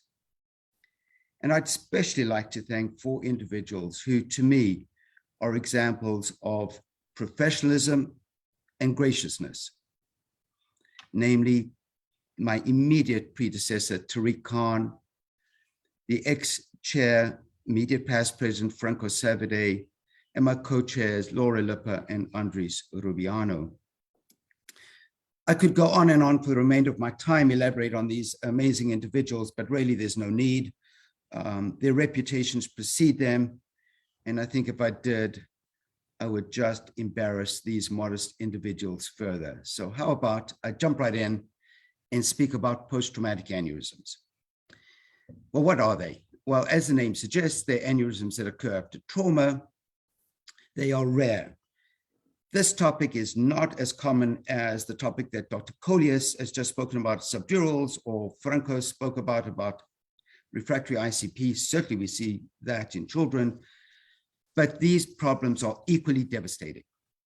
Fortunately, the incidence is rare. They only occur in about 1% of blunt traumas. They can occur after mild or seemingly trivial injuries, and I'll discuss that in a second. They can occur after blunt and penetrating injuries, and they are associated with significant morbidity and mortality, as high as 50%. I'm excluding from this talk other vascular issues such as development of dissections, fistula, and other problems that can occur after trauma. So let me just jump in and present 3 quick cases. This is Autumn, a 3-year-old female involved in a high-speed motor vehicle accident. She was ejected through the windshield and had multiple injuries, a high injury severity score with femur fractures, pelvic fractures, had a sizable but not huge left subdural, some shift, we did a little craniectomy, and things were going well. The post-op scan looked great. ICPs were normal, transferred to the ICU, and she was doing well, transferred to the floor until post-trauma day number 12, sudden loss of consciousness, got a CT scan, massive intracranial bleeding, intracerebral hematoma. We rushed her to surgery and did an extensive decompressive craniectomy, partially evacuated the hematoma and got an angiogram the next day, and there is a anterior cerebral artery aneurysm. So what do? Craniotomy, clip ligation or embolization, and we elected to embolize this. This, by the way, is her preoperative embolization angiogram, AP. I'm going to fast forward. There's the lateral. You can see the aneurysm quite nicely, perhaps even better on the selective catheterization. She underwent embolization, and our intervention just did an amazing job. There's excellent distal runoff, again, on the AP and on the lateral as well. This is plain radiographs, and this is Autumn herself. At 6 months follow-up, a cute little girl, definitely has cognitive delays. She's been through a lot, including a cranioplasty and a shunt, underwent rehabilitation, and there she is. How about April? Well, April's a 2-year-old female, also involved in a motor vehicle accident, came in with a GCS of 14. So let me say that one more time, because I want you to pay attention to this. A GCS of 14, a mild head injury. Yes, she had a skull fracture, a little contusion, but nothing significant. Home about a week later. 10 days later, she had a seizure, came in with a head CT scan that looked like this. Same story, decompressive craniotomy, an angiogram. This time we decided to operate on her. We didn't have quite the expertise of our interventionists that we had now. And we clipped the aneurysm. There was flow distally. A year later, she had an improving hemiparesis. The third case I'd like to present with you is Brandon, an 8-year-old male, fell off a bicycle, and something was just not right with this kid's initial scan. There's a lot of subarachnoid blood around the cisterns. Sometimes it's indicative of an upper cervical spine injury. We ruled that out. We actually did do an angiogram, which was negative. He made a good recovery and went home. Again, a GCS of 15. A month later, came in with the CT scan, headaches and confusion. Here's his angiogram. We did a craniotomy, did not go well. A lot of intraoperative bleeding, difficult to control, had to sacrifice the parent vessel, and he had a significant infarction in the right middle cerebral artery territory, has a dense hemiparesis with significant cognitive deficits. So that is my little introduction to post-traumatic aneurysms. When I reviewed the literature for a paper that we wrote a couple of years ago, it became clear that this is infrequent, as I said, less than 1%, but actually well described, and a number of authors have addressed this issue. So let me share this with you. How do we classify them? Well, typically they're classified anatomically, those proximal and those distal to the circle of Willis. And it's not just an anatomic classification, it also speaks to the mechanism somewhat. Several mechanisms have been proposed. All involve either a direct injury to the vessel or stretching of the blood vessel. For example, infraclinoid carotid and basilar aneurysms are commonly associated with basilar skull fractures. And if one just looks at your anatomy, it's not hard to understand why. The carotid artery, as you all know, is relatively tethered in the carotid, near the cavernous sinus, and is relatively mobile as it ascends to the cistern. And it's that mobile area where you get stretching, as well as compression against the anterior clinoid, which can result in direct trauma. Of all the entire vascular tree, the anterior cerebral artery aneurysms are by far and away the most common. Again, look at your anatomy, the way the anterior cerebral artery courses, a long course at the edge of the falx, and it's thought that that injury towards the edge of the falx causes the trauma to the vessel that causes the aneurysm. Likewise, posterior cerebral artery aneurysms are thought to be a result of trauma against the tentorium, and this has been well described in a number of cases, including children as well. Just for completeness, let me add two more cases or categories. One is distal cortical aneurysms.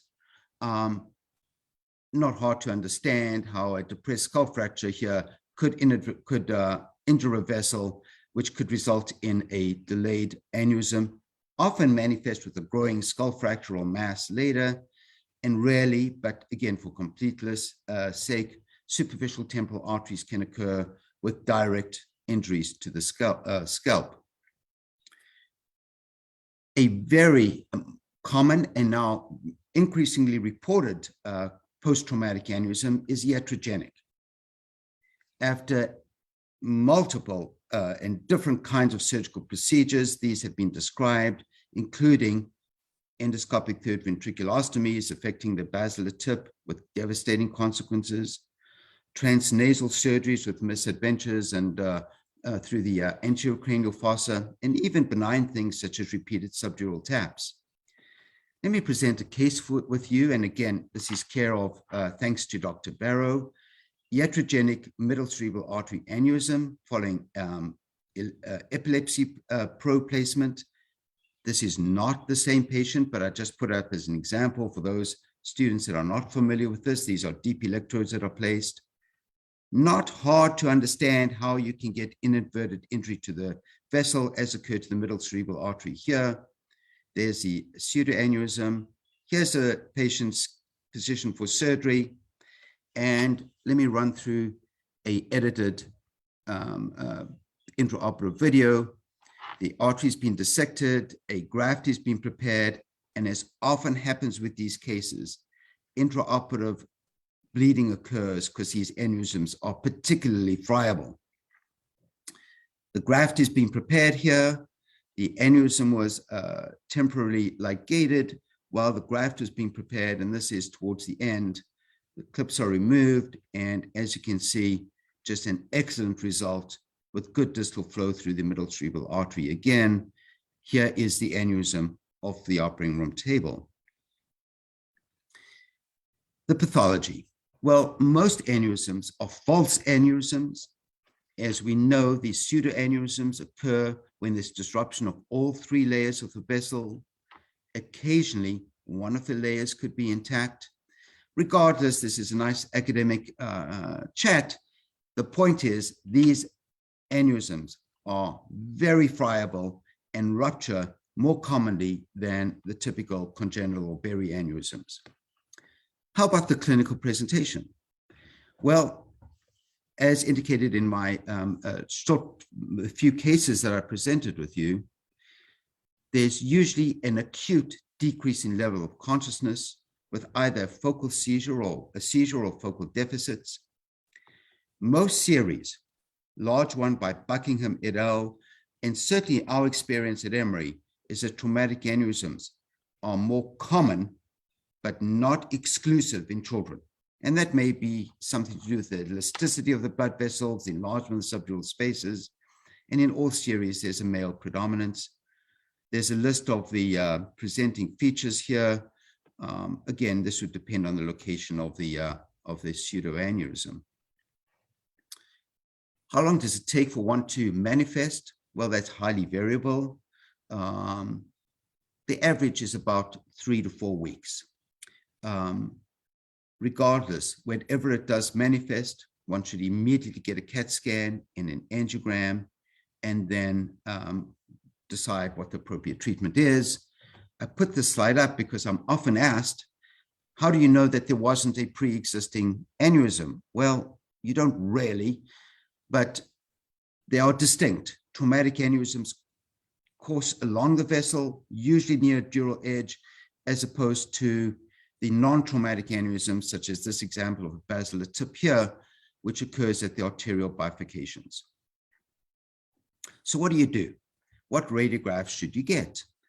Well, a few authors in large series have recommended routine imaging 2 weeks after injury to rule out a delayed aneurysm.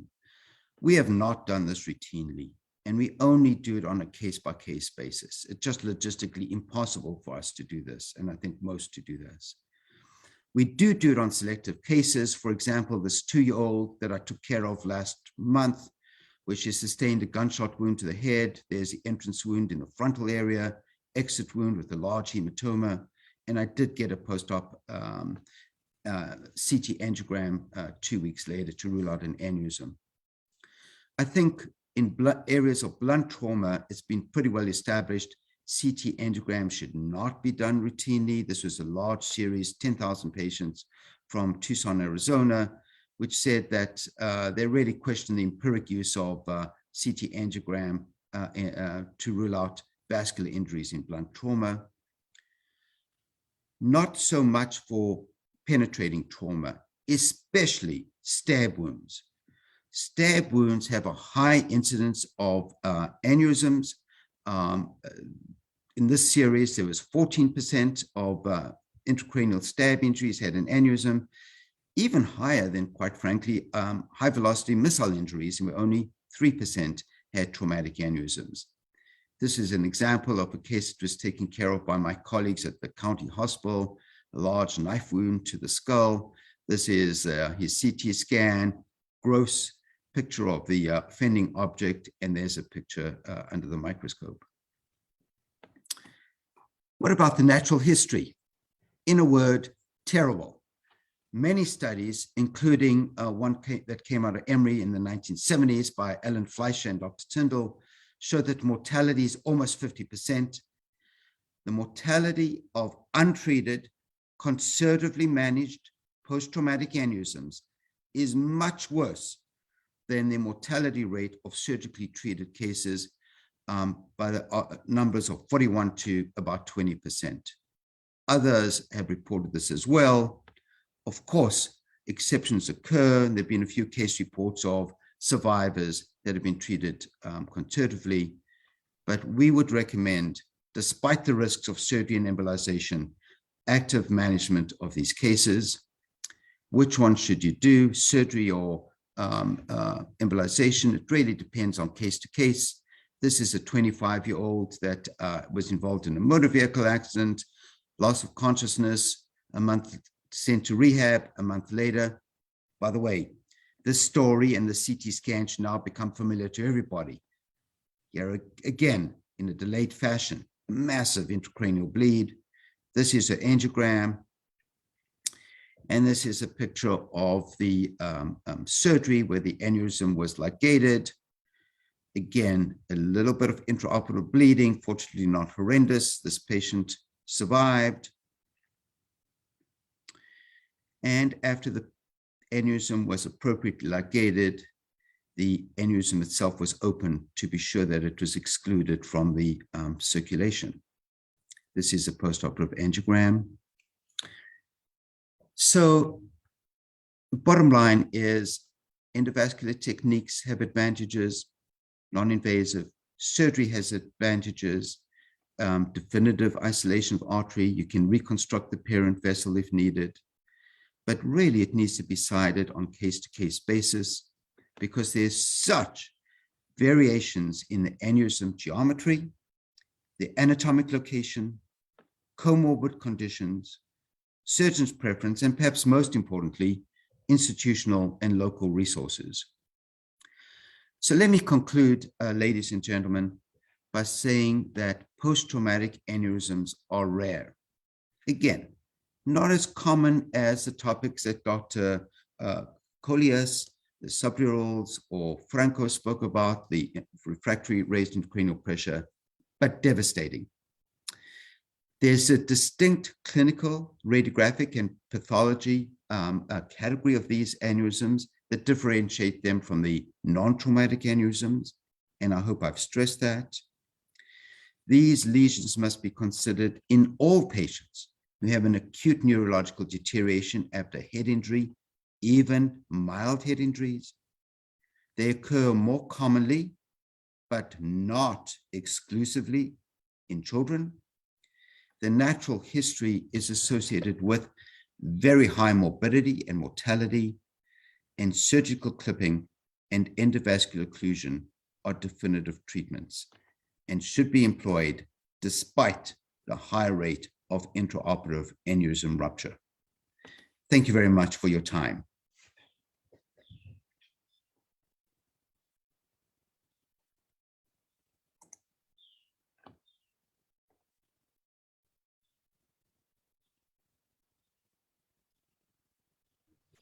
Thank you. I'm sorry, I was muted. Dr. Reichner, that was a very, very nice presentation with recommendations, which is very useful for this audience. As I said, we'll have discussion at the end of the session. That was what was advised by Professor El-Ghandour. So I will request now Professor Laura Lipa from Italy to talk on updates in neurotrauma education. Hi, hello, it's Dr. Lipa here. So I will try to share my screen. Can you see my screen already? Yes. No. No. Now? No, we can see you, we can hear you, but we can't see your screen. Okay, just hold on there.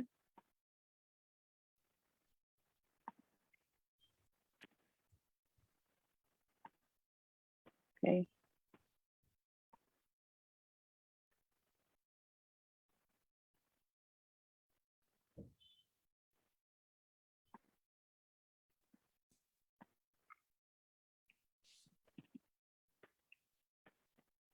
Did Professor Reisner leave his screen?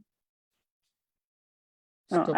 I just need to get out of the meeting and come back again in 3 seconds. Okay. Okay. Well, while we are waiting for her to join in, is there any quick question or let me see if there is anything come here.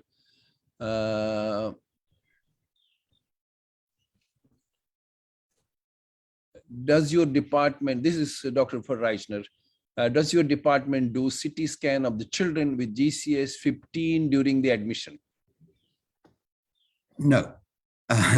No, we try and avoid CT scanning on these children and only done when necessary. That's a short answer. If I have time for a longer answer, just the opposite. We have embarked on a large education program, especially among the pediatric community, so the pediatricians can manage concussion patients, those with GCS of 15s, out of the hospital to avoid sending them to the emergency room and to avoid unnecessary CT scans on these patients. So just the opposite, a huge community and statewide effort has been made to avoid just that. I think this is widely accepted, and there has been recommendation, I think, many pediatric societies, because the risk of having exposure in a young child is there. I mean, there's no question about it. I think, Dr. Reisner, while she's coming back, there is another question for you. Does the size of aneurysm large and giant in post-traumatic cases? I think what she's probably asking, I don't know the name, does the size of aneurysm larger and giant in post-traumatic as opposed to non-traumatic? Probably that's the question. Yes, they can be large, they can be sizable. The main difference.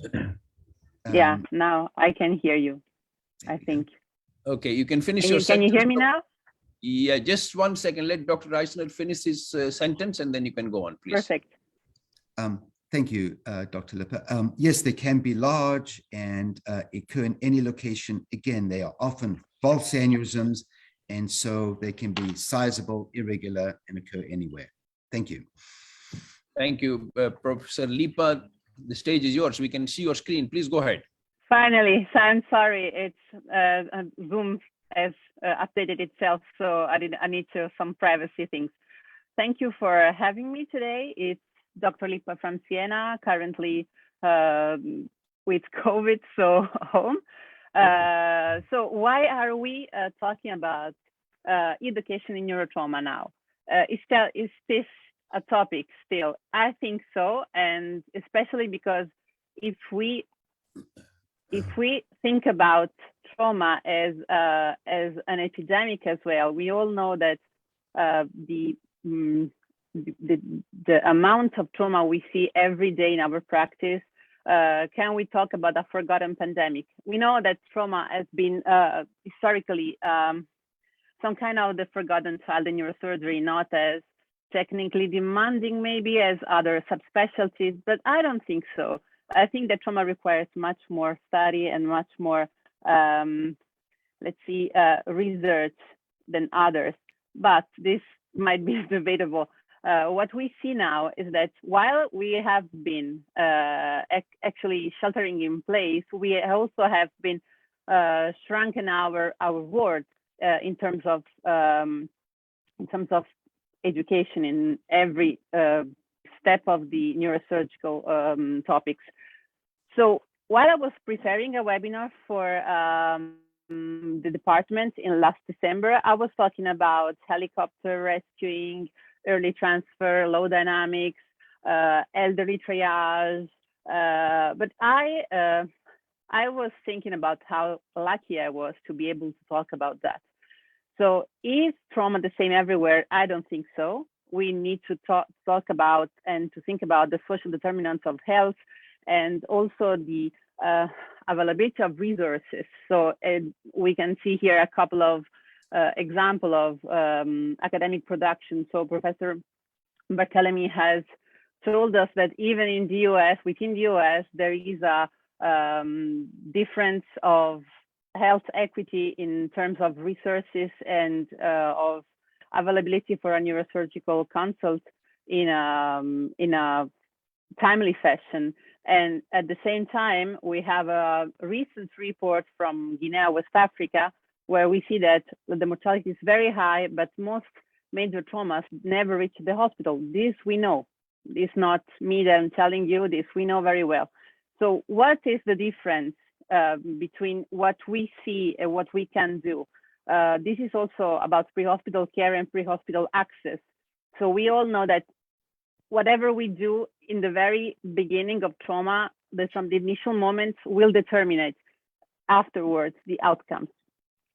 Nothing as the very first moment except prevention will be able to do something good for the patients as what we are doing in pre-hospital care. So this is something very important that is not the same everywhere.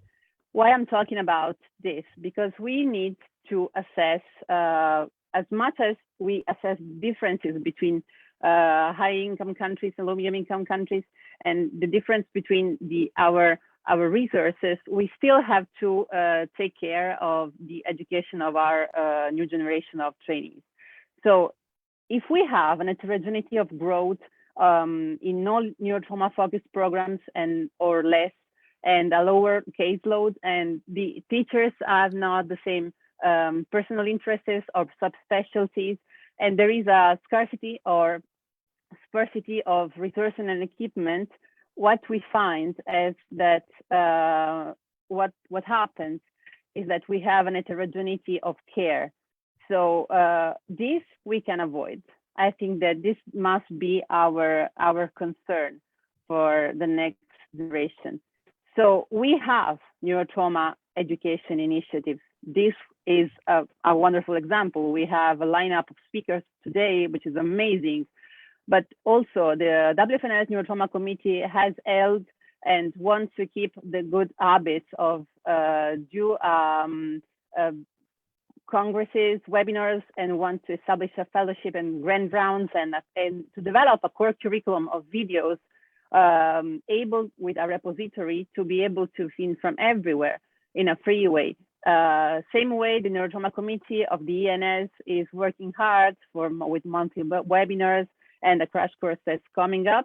But we need to talk about also other initiatives that are still up, like podcasts, like the Resource Room, which is very good. And also all that we established already as comprehensive policies already available, and the development of a curriculum course in neurotrauma from Global Neuro, as much as the blossoming of educational purposes toward the population, like Think First. But this is, the chair is something that my mentor, Professor Iacarino, is very, very keen about. So you take a chair, you grab your residents, you grab the anesthesiologist, and you talk trauma in patients. So we need to do as much as possible integration of care. So what are the next steps? This is Dr. Lipsman. I think it's in Toronto, and this is one of his tweets. And I thought it was very, very saying about what I think about residency and neurosurgery in a trauma center. So in the last few months, I had the pleasure of working with several residents about traumatic brain injury and in different topics. Like last time I was talking with you about education in neurotrauma, I was talking to seniors. So go mentee your trainees. I understood in this past few months that we need to talk to trainees. So trainees, go bother your seniors. It's needed. We are very much participants today, so I think we can speak to you. Trainees, go bother your seniors, and keep asking questions, do research, engage in research, engage with other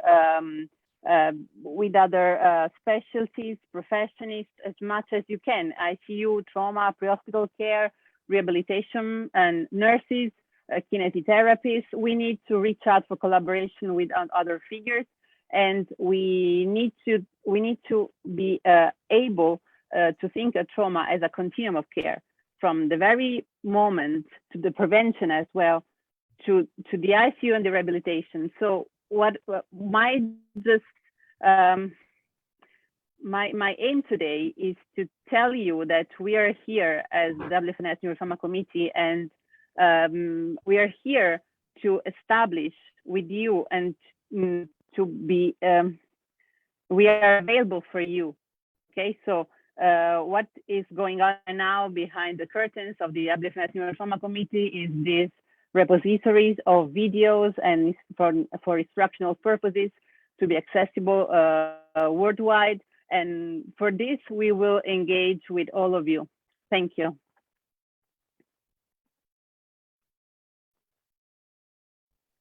Well, thank you. Thank you for a very, very inspirational talk, may I say.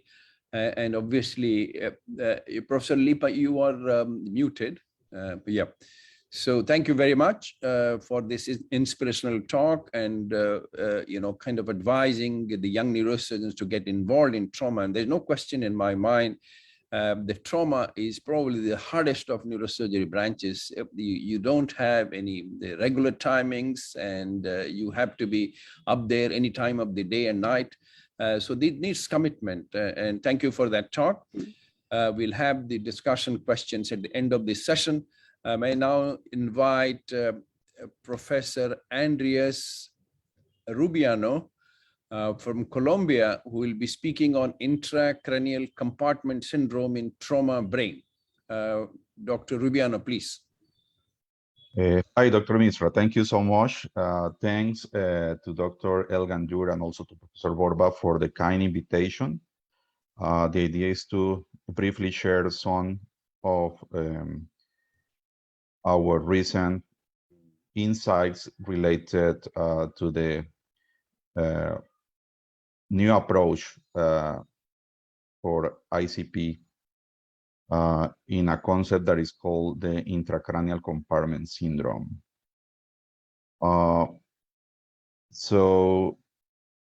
I just want to thanks to all the institutions and persons that are working with our research group locally here in Colombia, especially to the Global Health Research Group on Neurotrauma from University of Cambridge, and also many of the different associations and foundations that are supporting many of the development of advanced neurotrauma care in low income settings.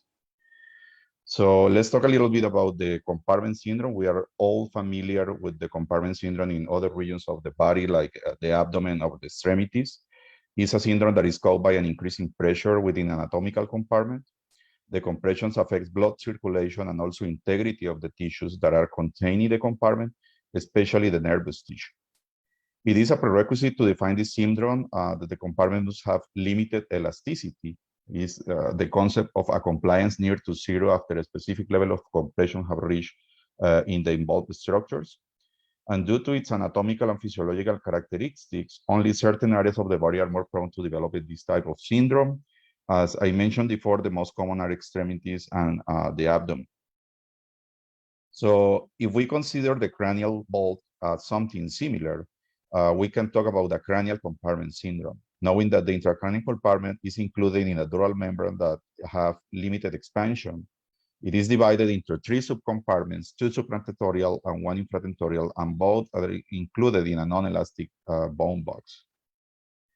So therefore, the intracranial compartment fulfills the conditions to develop a compartment syndrome.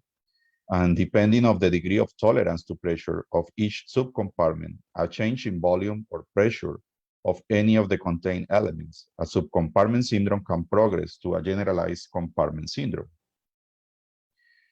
This is not a new issue. There have been some classical concepts around some of the initial discussions related to these differences in pressure between the compartments were from the early 80s, 1980s.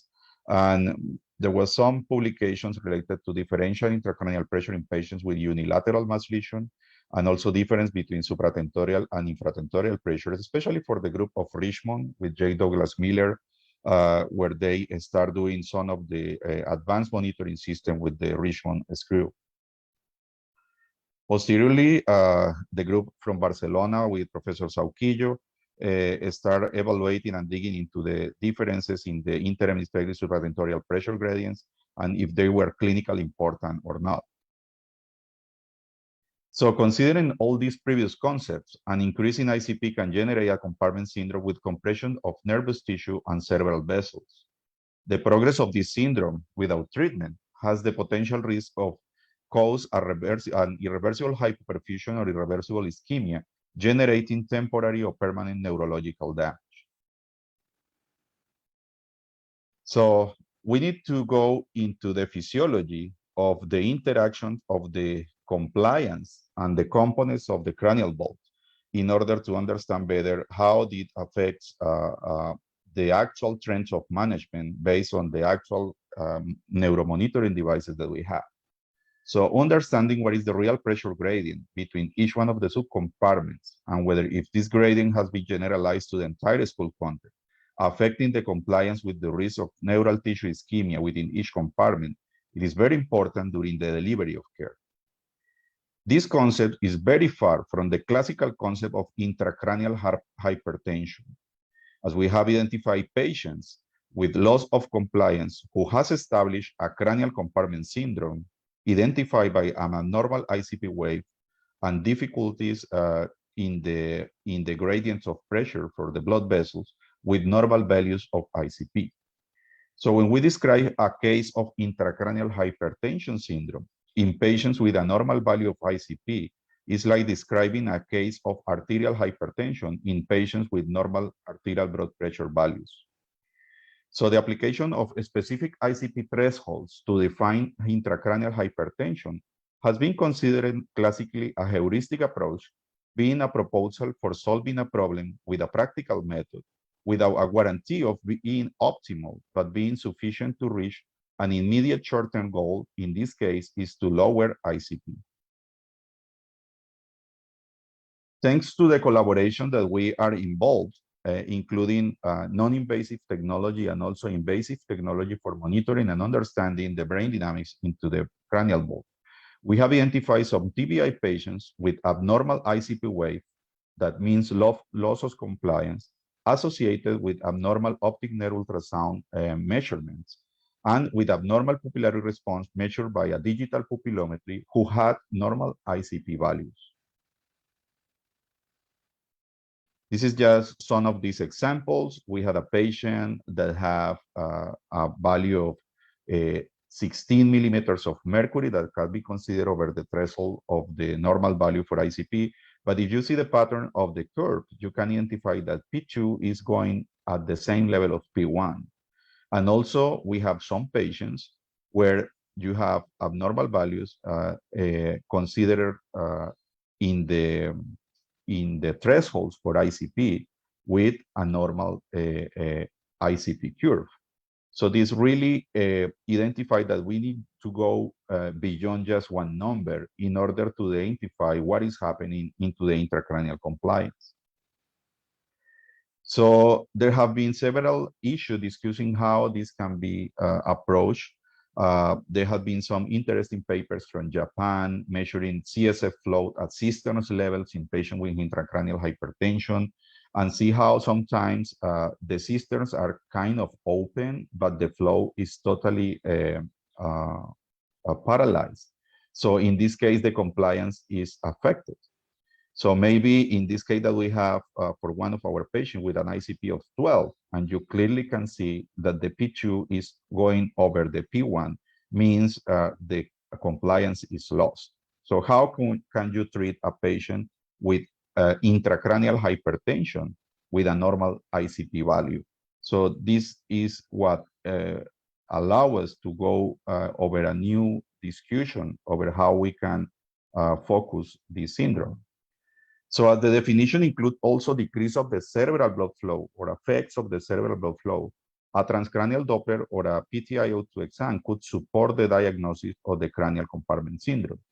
We know that the pattern of low cerebral perfusion with high resistance intracranial Doppler is characterized by a decrease in mean velocity and an increase in the pulsatility and resistance indexes.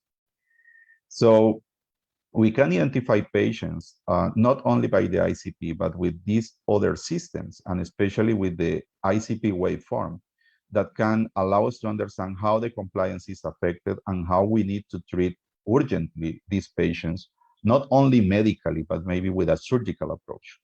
So we regularly have 3 approaches for management high ICP in TBI patients. The first 2 are just the drainage of the fluid. As Professor Servadei mentioned, we can approach that intraventricularly when we have near to 30 to 40% of the total CSF volume in the cavity. Or we can go to the cisterns and drain the cistern and have between 70 to 60% of the CSF around the skull, around the brain tissue. So we can have this approach, and this approach is focused, or are focused, both approaches are focused on how to increase compliance, but not really how to increase the compartment. And the last approach that we have, if these measures didn't work, are to increase the compartments or the size of the compartment And this is when we go for a decompressive craniectomy. This is just yesterday's case example of our institution. We have this 20 years old guy that have a severe TBI. He arrives with a GCS of 8. And if you see the CT, you just see like a small frontal contusion. You can have some impairment of the basal cisterns. And sometimes you can identify this patient as a patient that can be managed medically. We have an ICP probe on him, and we also perform a transcranial Doppler.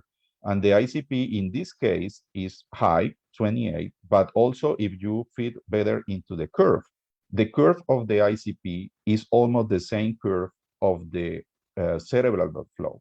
So if you compare these two, is because regularly the trend shows that when the CSF flow curve is going similar to the vascular curve, because the compliance is totally lost, and the blood vessel pulsation is managing the whole compliance pattern into the brain. So this is a case where even if you have threshold for transcranial Doppler that are just over the value, so the pulsatility index over 1.2 is considered to be important, associated with high intracranial pressure. We have here 125, and the diastolic velocity less than 20 centimeters per second, and we have a diastolic velocity of 23 here, but the curve analysis is really important. So in conclusion, we consider the possibility of defining the intracranial compartment syndrome in patients who lose compliance independent of the ICP value and require increasing therapy in order to decrease risk of damage over the blood vessels and over the nervous tissue. Maybe patients with high value for ICP who do not develop an intracranial compartment syndrome with normal ICP wave, normal optic nerve ultrasound measurements, normal pupillometry, or normal transcranial Doppler or PTIO2 can be at risk of overtreatment.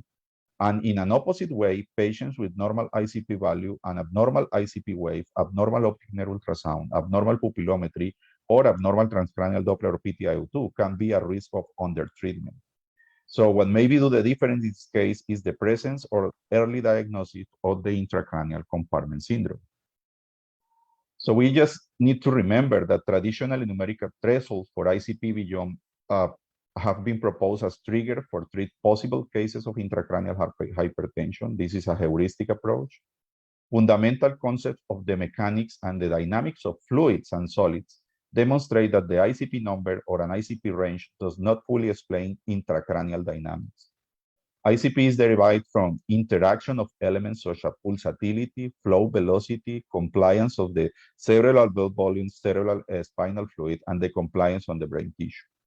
There are basic procedures commonly used for increasing the compliance, ventriculostomy and cisternostomy. Both procedures look for drainage CSF, either from the ventricles or for the cisterns, and the procedure used for increasing the volume of the compartments is the decompressive craniectomy. So I just want to invite you all to take a look over this recent article that we published in Current Opinion in Critical Care. Is only on preprint material, but will be available soon. And describe all these concepts integrated with a deep analysis of the intracranial dynamics related to all these new trends that have been widely described, especially by the group of engineers in neuroscience from the University of Cambridge, as in the past by people like Dr. Tony Marmaru from Richmond, where they focus also in these topics, but with less advanced devices like we have now. Also, there have been a couple of chapters in some books like this that is related to compartment syndrome that start talking about this new concept that maybe will replace the traditional concept of intracranial hypertension for focused better management for these patients. I just want to thanks for the kind invitation and remember you all that we are going to have in near to 1 month the World Federation of Neurological Societies Congress in Bogota, Colombia. All you have been invited. We really expect to have the support of all the international community because as you know, regularly doing this type of events in low and middle income countries is very rare. and definitely the possibility to have all the international renowned speakers available for in-person discussion with many of the persons that are interested in having improved management for neurosurgery patients worldwide is very important. So we really consider the importance of being all around this Congress in order to support the international activities. Thank you so much. Thank you, Professor Rubiano, for describing very interesting the pathophysiology of various problems in head injury, which is just not limited to intracranial pressure. And I was very happy to see the talks and the works of the previous giants in neurotrauma, including my own boss with whom I worked. I think Frank also worked, Professor Douglas Miller in Edinburgh.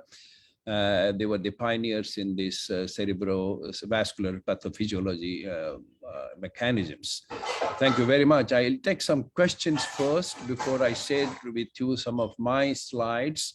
Let me take this question of is the Professor Reisner, the question to you, is the 2-week time needed to develop in aneurysms in post-traumatic cerebral aneurysm? Is 2 weeks the time needed? The short answer is it's so variable case by case. And if one does a meta-analysis of the literature and quickly finds the mean of time to presentation, it's between 2 and 4 weeks. But there's such variability. There are some that occur within days. There are some that occurred even years later. So I don't know that I can give a generalization. Gosh, if the studies are normal at, say, 4 weeks, then you're safe. Not the case, but most of them will occur within the 4-week range following trauma. Okay, there's another question to you again. Any comment on post-traumatic aneurysm in blast-induced neurotrauma? It has been described. It can occur. Just the same incidence as after non-blast blunt injuries. Again, I'd like to stress that the highest incidence of post-traumatic aneurysms comes with stab wounds, low velocity, sharp instruments, rather than the high velocity missiles and even blast injuries. But they can occur for sure. A question to Dr. Rubiano. What do you use to reduce the, I think, intracranial pressure or compartment syndrome when there is ICPs, normal medication? To Dr. Rubiano. Hi, as I mentioned in the talk, we need to identify how we are diagnosing the intracranial compartment syndrome. So the intracranial compartment syndrome definition will not only be an abnormal curve, meaning loss of compliance, but also affecting the cerebral blood flow that you can identify by transcranial Doppler or oxygenation impairment by some way of evaluating the oxygenation level. So if you don't have these two conditions, it will be difficult to just go over the definition of the intracranial compartment syndrome. So once you have identified an intracranial compartment syndrome, you can identify that regularly after medical management. What we use in order to reduce ICP for medical management is basically hyperosmolar therapy. We use hypertonic saline in different concentrations, 3%, 5%, 7.5%. And obviously have a management of the general hemodynamics patterns of the patients. We need to maintain appropriate oxygenation if the patient is ventilated and sedated. We need to maintain appropriate blood pressure. And once you have the patient stable and you identify that it's not enough with the medical management, and you can identify with basic measures like the optic nerve ultrasound that the distension of the optic nerve sheath is more than 6 millimeters. You can go for basic procedures like a ventriculostomy. If this is not enough and is possible because of the CT is not showing like all the indication that you have for emergency surgery, like midline shift more than 0.5 centimeters or 5 millimeters. Or you have brain stem compression with all the indications. Then you can move for an additional approach that is cranial decompression or even cisternostomy, but definitely the cranial decompression will need to have a very clear indication, as Professor Servades mentioned in his talk. The point is when you use this approach, when it's not appropriate.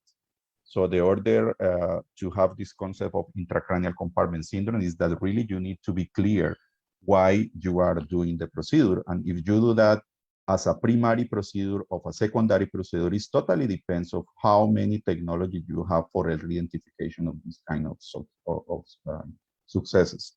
So the idea is that if you don't have enough technology, like you don't have an ultrasound system, you don't have ICP probes, so maybe you need to move early to that procedure. Is why this procedure is regularly done in many LMICs. But if you have more technology and you train your team in identify basically optic nerve ultrasound or transcranial Doppler, that is an easy approach, then you can delay a little bit the procedure and the indication for a decompression. Or you can understand if just doing a ventriculostomy is enough and it's really solving the problem of the patient. The problem is when you cannot connect all these dots and you just rely on a CT image and you said this patient is surgically or is not surgically indicated, just going by the CT, especially when you have CTs like the one that I show in the case, where midline is normal, the brain stem compression is not like clear, you know. And if you leave this patient just in medical management, then will be too late when you have midline shift or you have brain stem compression, will be too late for the patient. And the issue is if you have a neurosurgeon, you have an operation room, you have anesthesia, and you have a post-operative care, why you don't take the patient early to surgery? And then you say, oh, the procedure didn't work because I operated that patient in a decompression very late and the patient dies. So the decompressive craniectomy didn't work. That was not the decompression craniectomy, was the critical time where you take the decision to take the patient for surgery. So we are talking here is how to integrate better the critical decision analysis for taking patients on time for advanced management of brain edema or even TBI. Thank you. I have my interest in vascular, actually, the very nice talk I enjoyed about the pseudoaneurysm. We just published about a couple of years back, another type of pseudoaneurysm. Just, if I can, I don't know whether I can share my screen. Let me see if I can share my screen.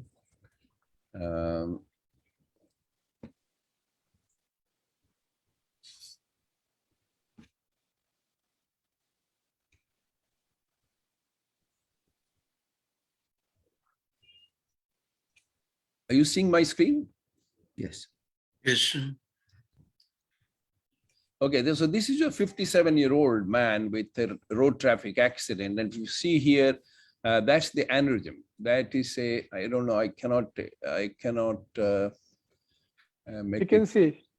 You can see it. Okay, so there is an aneurysm which is bulging into the sphenoid sinus. So it's a road traffic accident with multiple epistaxis, blind on the right eye, and hemiparesis left side. And he presented to us with repeated epistaxis, altered sensorium. So we asked our endovascular colleagues to treat this, and this failed because there was a fracture fragment inside in the wall of the aneurysm. So they could not put the flow diverter. They said it may just give way, and that can be a problem. So this is another way of treating it, like what you saw. We did that, but this was a high flow bypass because this is or ICA, we had to occlude it. So we did a radial artery high flow bypass grad. But again, as Professor Reisner emphasized, these are pseudoaneurysms. So these can rupture. So only a bypass, normally what we do, for example, a proximal ICI aneurysm high flow bypass, when we sacrifice the artery, that's not enough, because the reverse flow can still rupture, the aneurysm can still rupture into this sphenoid sinus. So we did the high flow bypass, and then we went on to do, I'm just keeping this so that we don't waste time. We did the bypass, we confirmed the flow on the ICG. And this only other thing which I just wanted to emphasize, after the bypass, we also trapped the ICA. We had ligated the ICA in the neck, and we put another clip proximal to the ophthalmic artery after drilling the clinoid. And that's important, especially in a pseudoaneurysm. So that is, we've done the bypass. I just wanted to show that. I think this is after this. Yeah, so this is important, which is not essential in cases of giant aneurysm where you can just ligate the cavity in the neck and that's enough. But in a pseudoaneurysm, you need to trap it because the reverse flow is enough to produce another rupture. So we did that, and then this is actually, we realized that in the literature search, the high flow bypass has not been described. As you see, this was one case where the endovascular treatment was not appropriate because of the wall containing a fragment of the fracture. So now you see that of course the patient remained blind on the right eye, that we could not change. But this is the high flow bypass. You can see patent, and the patient improved over a period of time. Hemiparesis improved significantly, but he remained blind. So this is another example of a need for high flow bypass in a pseudoaneurysm. I'll stop my share. And there is another question I had seen. Let me see. Dr. Mishra, if I may comment, congratulations. That's an amazingly technically difficult case, and the results are just superb. Quick question for you. What was the interval between the trauma and the initial presentation in this particular 3 weeks. patient? Actually, it's on the 4th week he came to us, but he had already started having multiple epistaxis before that. So this was, we got the patient 4 weeks following injury, but he was already symptomatic for 2 weeks with epistaxis. Interesting. I just comment, for neurosurgeons, a couple of generations ahead of you and I, before antibiotics, there's a body of literature on mycotic aneurysms, which are very similar, but frankly, more difficult to treat. You can imagine how friable these post-infective aneurysms are, typically occur at the skull base. I've had one of those cases. I don't know if you've had experience of those. And what's well described in the literature, and what happened to me is this little kid, tonsillitis, started coughing up little speckles of blood. In half an hour, she was in shock. She had coughed up and bled so profusely. So these things can go downhill so fast. We had a similar case, and that was when I was in Edinburgh, and we actually published it. This was again a child with tonsillitis infection, throat infection, which was, the earlier times were more common, this mycotic aneurysm, which we don't see now, I think.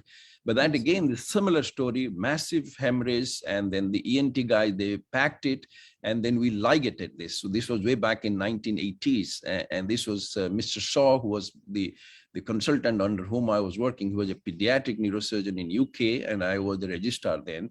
And we had a similar case, which was published in, I think, late 80s we published. I can't remember exactly when. Thank you. Of course. There was another question, but I can't, the questions have disappeared in the Q&A. I had seen one more question for Dr. Rubiano, but I can't find it now. Nasser, do you have that question? There was a question for Dr. Rubiano. I can't remember exactly. I'm just looking, trying to get it. Just I want to comment for Andrew. Go ahead. Okay, Go ahead. Dr. Andrew, it is an excellent presentation of post-traumatic pseudoaneurysm. Just as a comment that in penetrating injury, if there is a pseudoaneurysm, always we should go for surgery. because some foreign bodies are nearby the aneurysm, they cause post-operative infections and abscesses. So it is recommended that in these cases, only surgery, no intervention. I think appropriate. I think appropriate because there is already infection. You would rather, kind of debride and things like that. Yeah. So we had experience with us also. So we always choose surgery, clipping of the aneurysm. I think the chair of the education committee would like to comment. My dear friend, Louis. Yeah, no, I think Dr. Andrew answered to me how to differentiate. This patient has a lot of infection. Sometimes they stay a long time in the ventilator. How to differentiate mycotic aneurysm from pseudo aneurysm, that the treatment will be completely different. See? Yes, it is different. As Dr. Mishra said, and it's so interesting that we had similar cases. These were younger kids who had tonsillitis. Actually, mine developed a peritonsillar abscess, and the infection was obvious. The cases that you describe and the question you raise are good. It's difficult to differentiate that because even if you look at inflammatory markers like white cell count, CRP, ESR, there's always, well, not always, there's often infection in these kids, that are, these adults or children that are in the ICU, they're ventilated, they get pneumonia, they get DVTs and so many problems. So it can be difficult. Can I just add on to that? I think the infectious aneurysms post-trauma would be much later than these 2 and 4 weeks, number one. Number two, the preferential location for the post-traumatic aneurysm, as he has already has emphasized, the falcine, some areas where it comes into contact, the skull base, whereas the infectious aneurysm, which we have come across, middle cerebral. Distal aneurysms, distal arterial aneurysms. And the timeline is different. The location is probably different.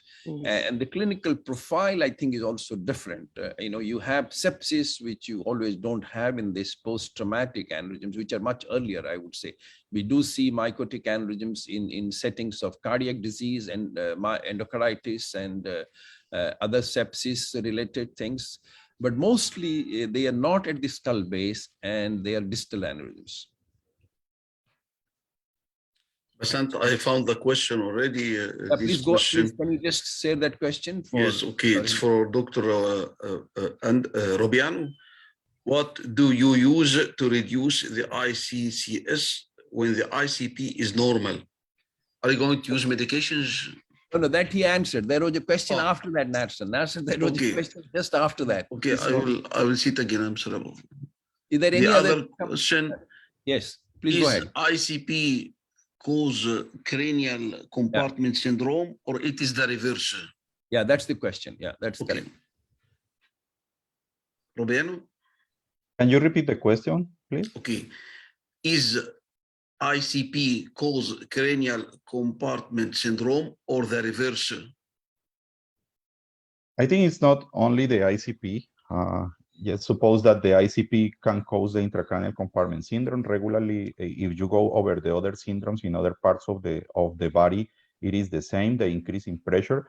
But also we need to take into consideration how the compliance is affected into the school with all the components, because you can increase pressure for obstruction of the CSF flow, or you can increase the pressure because of the brain edema, or you can increase the pressure because factors affecting the cerebral blood flow.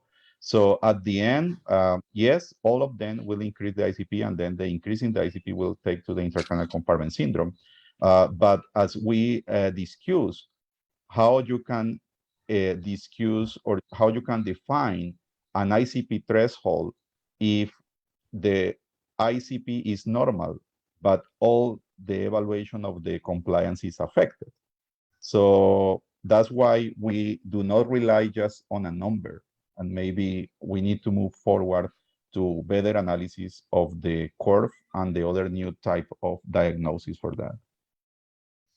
I think that Dr. Sinha, you have raised your hand. Do you want to say something? No, just I completed. Just I can add for education of neurotrauma.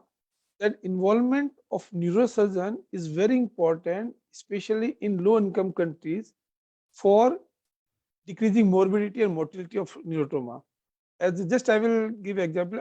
Dr. Basant Mishra, you know about our state. We work very hard to work for prevention, awareness, and pre-hospital care. And just mere compulsory of helmet in my city reduced 42% mortality to 21%. It is because effort of us with government. So it is very important to have a intervention of neurosurgeon for improving this in the health neurotrauma. system and the planning. Yeah, I think that there necessary. has to be collaboration, and I think the World Federation is doing, along with the UN, WHO. They have been involved in the planning, and the ministers involved, and they are responsible for making the plans. But I think we have had a good discussion. Unless there is very burning topic, last comments by the faculty, we would like to close this session. Is Dr. Reisner, Dr. Rubiano, any last comments? I can't see. Yeah, Dr. Lipa is still there. Yeah, Professor Lipa, why don't you say something before you close? So basically, the fact that we need to be able to reach out to the community and to, like, as neurosurgeons, we see the worst of it. So we don't want. We would love to discontinue this tradition, but I don't think we can in the near future.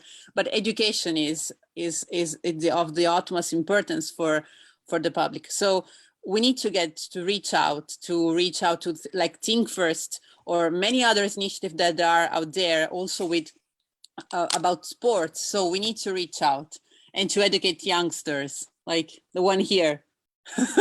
So thank you everybody for having us. I think that's very important. Advocacy is very, very important, which Dr. Sinha and Dr. Lipa has emphasized. Yes, Dr. Reisner, you wanted to say something? Yeah, if I could just follow Dr. Lipa's lead and say, I agree with everything she said. And what Dr. Sinha said, it's not only important to reach out to our fellow neurosurgeons, but to our fellow colleagues, our pediatricians, our internists, our general practitioners, our rural doctors as well, our extenders. They are part of the team, and we need to take the lead by educating them and getting them to be part of this care to these patients who desperately need it. Thank you very much.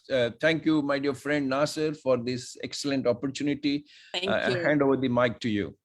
Thank you very much, Professor Basant Mishra, for moderating this session and for the interesting case you presented.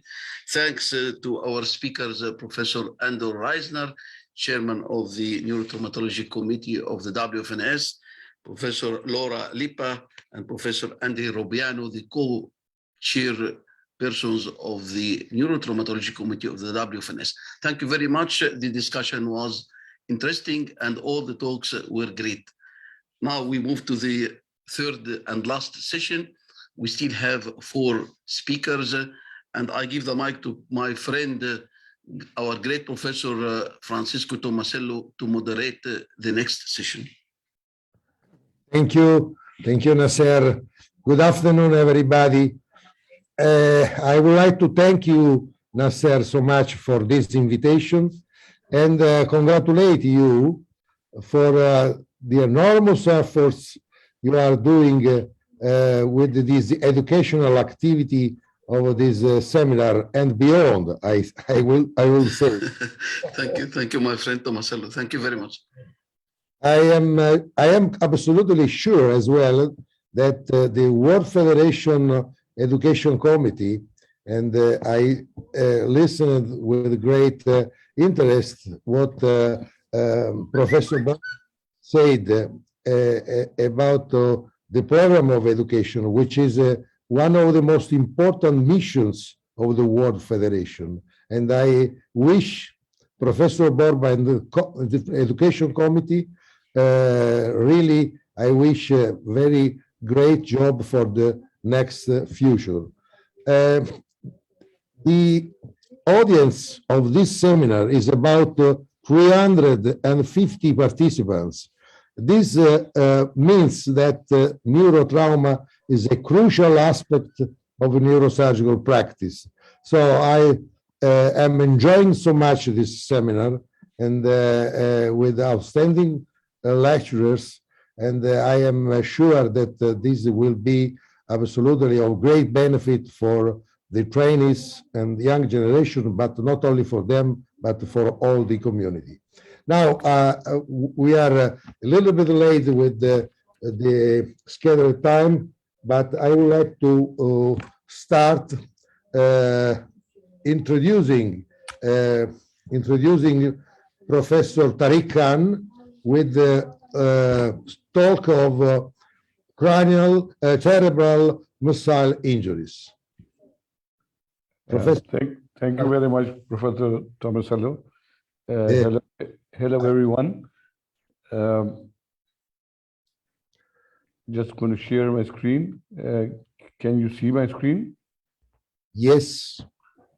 Okay. Thank you very much, Nasser, and thank you very much, Professor Borba, for inviting me to this very important seminar on neurotrauma. I'm going to talk about something which is very, very important nowadays, the cranial missile injuries, because, and I'm going to talk more about civilian cranial missile injuries. This is becoming very common, as you know, already was in the lower and middle income countries, but now also is becoming very common in high income countries, if you can see, especially in the United States of America and other places as well.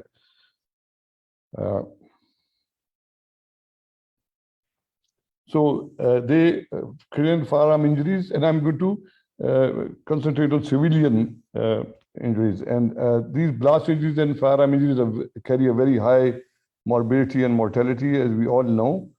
There are different types of injuries, and they are from low velocity injuries, high velocity injuries, blast injuries, and then others. So low velocity are handguns, shotguns, and air guns. Handguns have got grooves, rifling, so they give a spin to it, and they have a low muzzle velocity of 750 to 1400 feet per second, and a low kinetic energy. Shotguns are dangerous because of their multiple pellet effects. And then a phenomena which we used to see a lot in Pakistan was spent bullets, because people used to fire in the air in weddings and other ceremonies, and these spent bullets will fall down and injure people. And then we have air guns, which are propelled by air. Shotguns have smooth bore, fire multiple pellets down the barrel, and usually made of steel, and velocity is less than 1400 per second.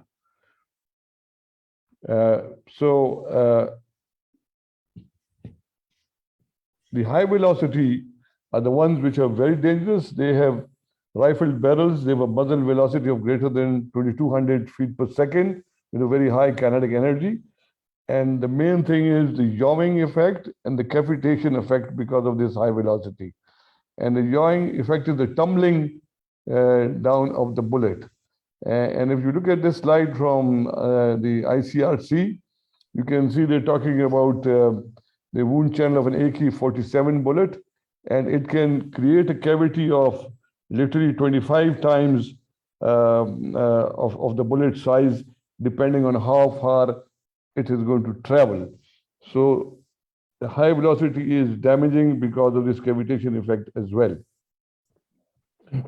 Areas are injured mostly in firearm injuries, 15% head and neck wounds, and majority of them are temporal and parietal. Posterior fossa and base of skull are less than 5%.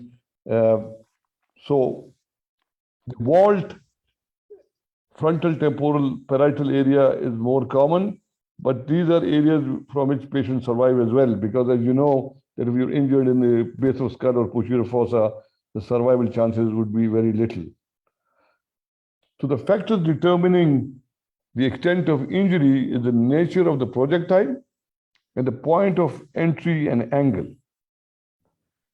So the low velocity, because they have a low kinetic energy, there are minimal shock waves, and it will enter only in weak points of the skull, like the supraorbital area or the temporal area, where the high velocity have got a high kinetic energy and they create shock waves and they are very damaging. So the pathophysiology is because of the primary injury, which is the direct soft tissue injury, bone fractures, or gutter fractures, gutter wounds. And then you have the cerebral injury, arterial injury, venous sinus injury, and nasal sinuses injuries. And then the secondary effect is the brain edema, development of hematomas, and hydrocephalus.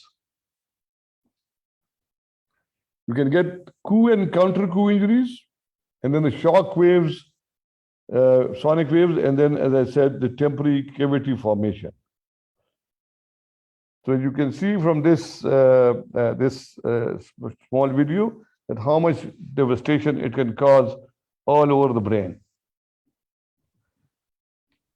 Then we talk a little about blast injuries. They create shock waves, they create temporary vacuuming effect, stretching, deformation leading to further effects, and of course of the penetrating missile. And the nearer you are to the blast, the more damaging it is. You get the heat waves, you get the overpressure waves, you get the impact factor, and then the fragmentation. So further you go away, the less injuries, the nearer you are, of course, you know, it creates a lot of problems. We unfortunately went through a very big phase of blast injuries and dealt with many of them about 10, 15 years back. So management in A&E, of course, ABCDE, primary survey, wound inspection, GCS, signs of high ICP, lateralizing signs, pupils and hemiparesis, and history, cross-match, labs, etc. Make sure that you see the rest of the body. Cervical is very important, abdomen, chest, limbs. Make sure the airway is okay. If required, endotracheal intubation. If required, straight away tracheostomy. Check the respiration. Make sure that oxygenation is okay. Give oxygen to improve brain oxygen perfusion. It's very important to make sure to have a good blood pressure systolic to maintain cerebral perfusion pressure, and you can give crystalloids, ringer lactates, 3% saline, colloid. If pressure is falling, you need to check for other sites like abdomen and chest, because it may be because of bleeding going on in the chest or abdomen. And make sure you expose the whole body and past illnesses and drug history, etc. So routine measures like keeping the ICP normal by head at 30 degrees and oxygen.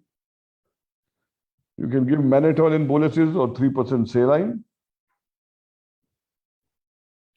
Airway and oxygenation and ICP control is very important. Once you have resuscitated the patient, then go back and again do the Glasgow coma score, because a hypotensive patient would have a lower GCS, and when you reassess him, the GCS might have improved.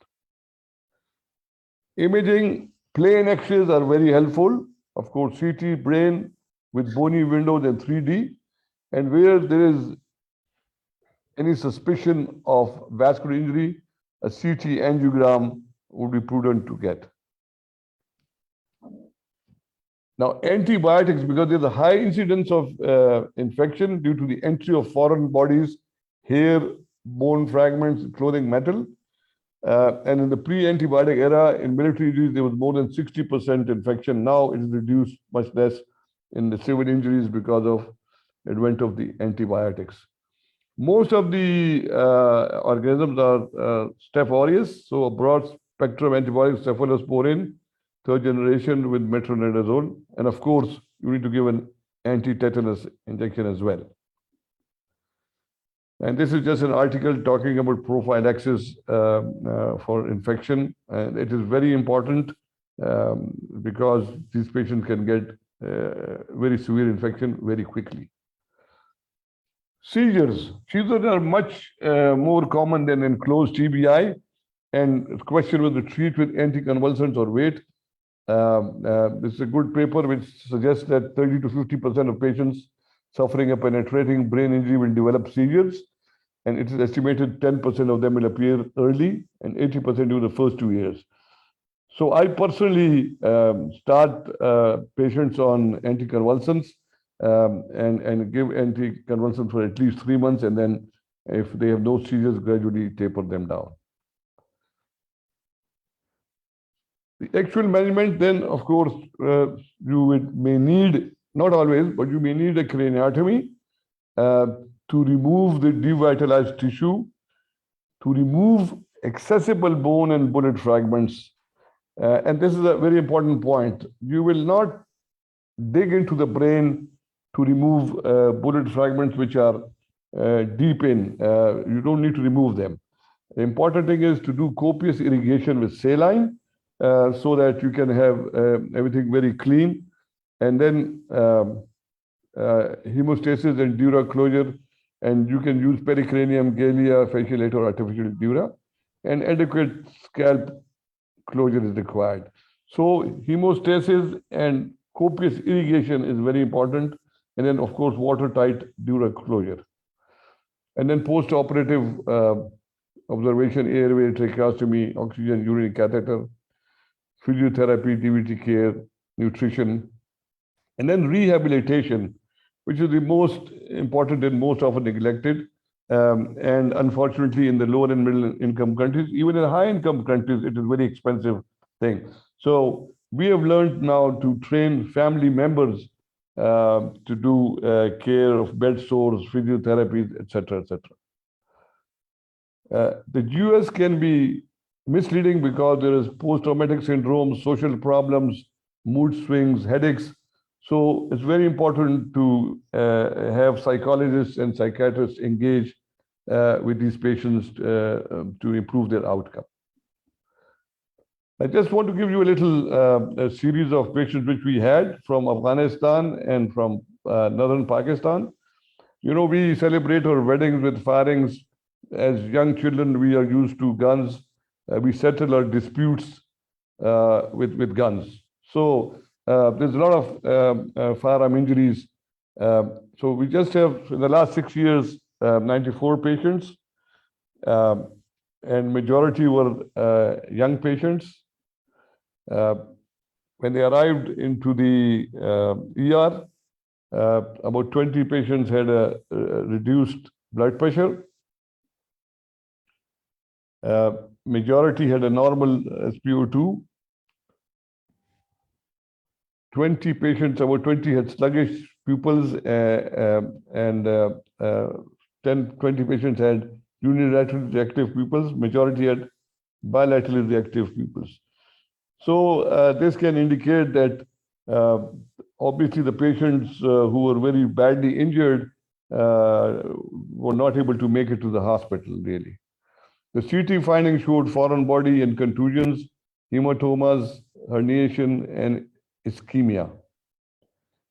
And the majority had intervention done, which was craniotomy, decompressive craniotomy, debridement of the wounds. Majority of the patients were on ventilators, and they stay in ICU. Majority of them had between 5 to 10 days. Final outcome was 11 patients died, 47 were satisfactory, and 36 had poor outcome. And I must tell you that most of these were injuries of high velocity, and they were mostly AK-47 injuries. So the high velocity injuries obviously have a very bad outcome, and these are some of the pictures from those injuries. This is a blast injury, actually. That's a bullet there, you can see it. It's a gutter fracture of the skull.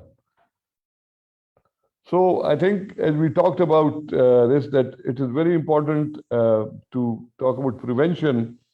In the early 90s here in our region, there was a lot of aerial firing. There was a lot of spent bullet injuries. And in mid-90s, we started a campaign to make sure that people knew about prevention, knew that these things are not helpful to them. And we succeeded a fair bit, especially in firearm injuries. So thank you very much and hope to see you all in Bogota. Thank you, Tariq, for this complete overview of an important topic, because cerebral missile injuries, as you showed us, is a very critical, it's critical also to treat.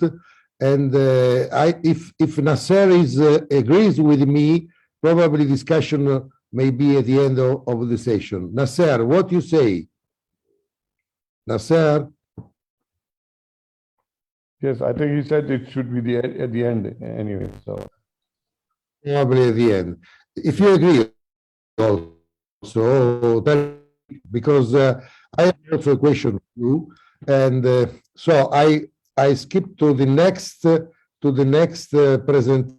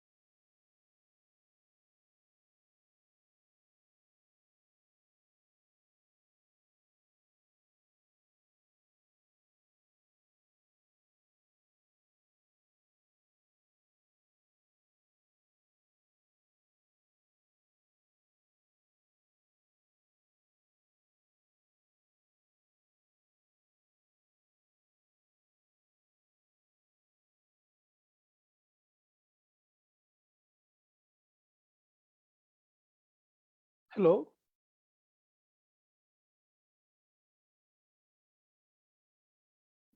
something has gone wrong, is it? Yeah. Yeah, Yes, it's okay now. freezing. Professor It's okay now. Kamashala freezing. It's okay now.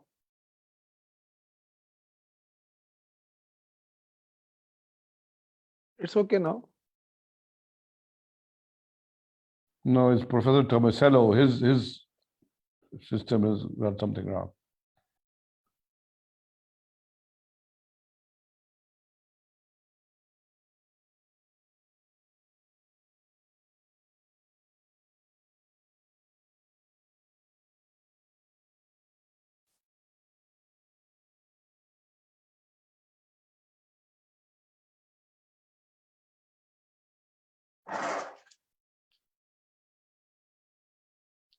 So can we go to another presenter? I can start if he is not able to Professor connect. Louis Borba might want to invite Professor Virendra Sinha to give his talk, I suspect. I think that Yeah. would be appropriate in the interest of Yeah. time. Thank you. Okay.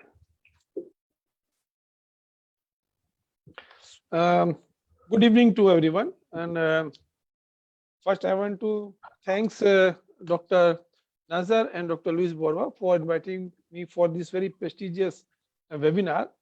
My topic of presentation is role of MRI in diffuse axonal injury and prognostic values. We know the goal of imaging is for immediate surgical intervention or for medical therapy, for watch, for rehabilitation, for counseling the patients, and for other things, and for prognosis as well. So imaging is not important for diagnosis, but also very important for appropriate therapy and prognosis. So this is the spectrum of variable TBI we come across daily in our clinical practice. Today we will be discussing about the diffuse axonal injuries.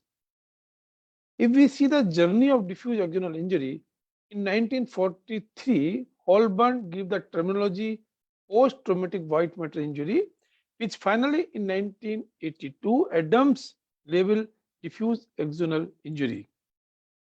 We know these are the very major cause of unconsciousness and persistent vegetative state They are high energy, trauma, acceleration, deceleration with rotation, and they are most of the time, they are the primary type of the injuries. In our institute, they constitute 25% of total TBI. This is just a diametric presentation, acceleration, deceleration, rotation. And with rotation, there is a varying degree of axonal stretching, cause varying degree of the damage, and then finally neurological deficits. This is just a pathological specimen showing most of the time it is the frontal lobe, parasagittal, corpus callosum, and dorsolateral part of the brainstem is involved. We know there is a lot of controversy whether the hemorrhagic or non-hemorrhagic. All previous literature says it is non-hemorrhagic. By recent literature says it is hemorrhagic type of the injuries. So there are the few of references in favor of hemorrhagic. There are the few in favor of the non-hemorrhagic pathology. We know consciousness level have two components, arousal and awareness. And this is maintained by all these important structures, thalamus, cortex, and passing reticular system. In diffuse axonal injury, these all three, they are affected most of the time. So patients lose both arousal and awareness. So finally, as I told, Adams 1989 graded this injury, grade 1, gray white matter interface, grade 2, corpus callosum, mostly it is seen in splenium. If the severity of injury is more, then it can go to the anterior part as well. In grade 3, the brainstem is involved, usually the dorsolateral part of the brainstem. Just want to share this grading in our patients. This is a gray white matter interface. This is corpus callosum. This is a brainstem involvement, the diffuse axonal injury. This is another patient showing the gray white junction, corpus callosum, and brainstem involvement. Now we come to the imaging of the diffuse axonal injury. We know CT scan is a mainstay of investigation for acute head injury, and because in 50 to 80% of the cases, the diffuse axonal injury we don't see in the CT scan. Only in 20% of cases, very high or severe injury we see in the CT scan imaging.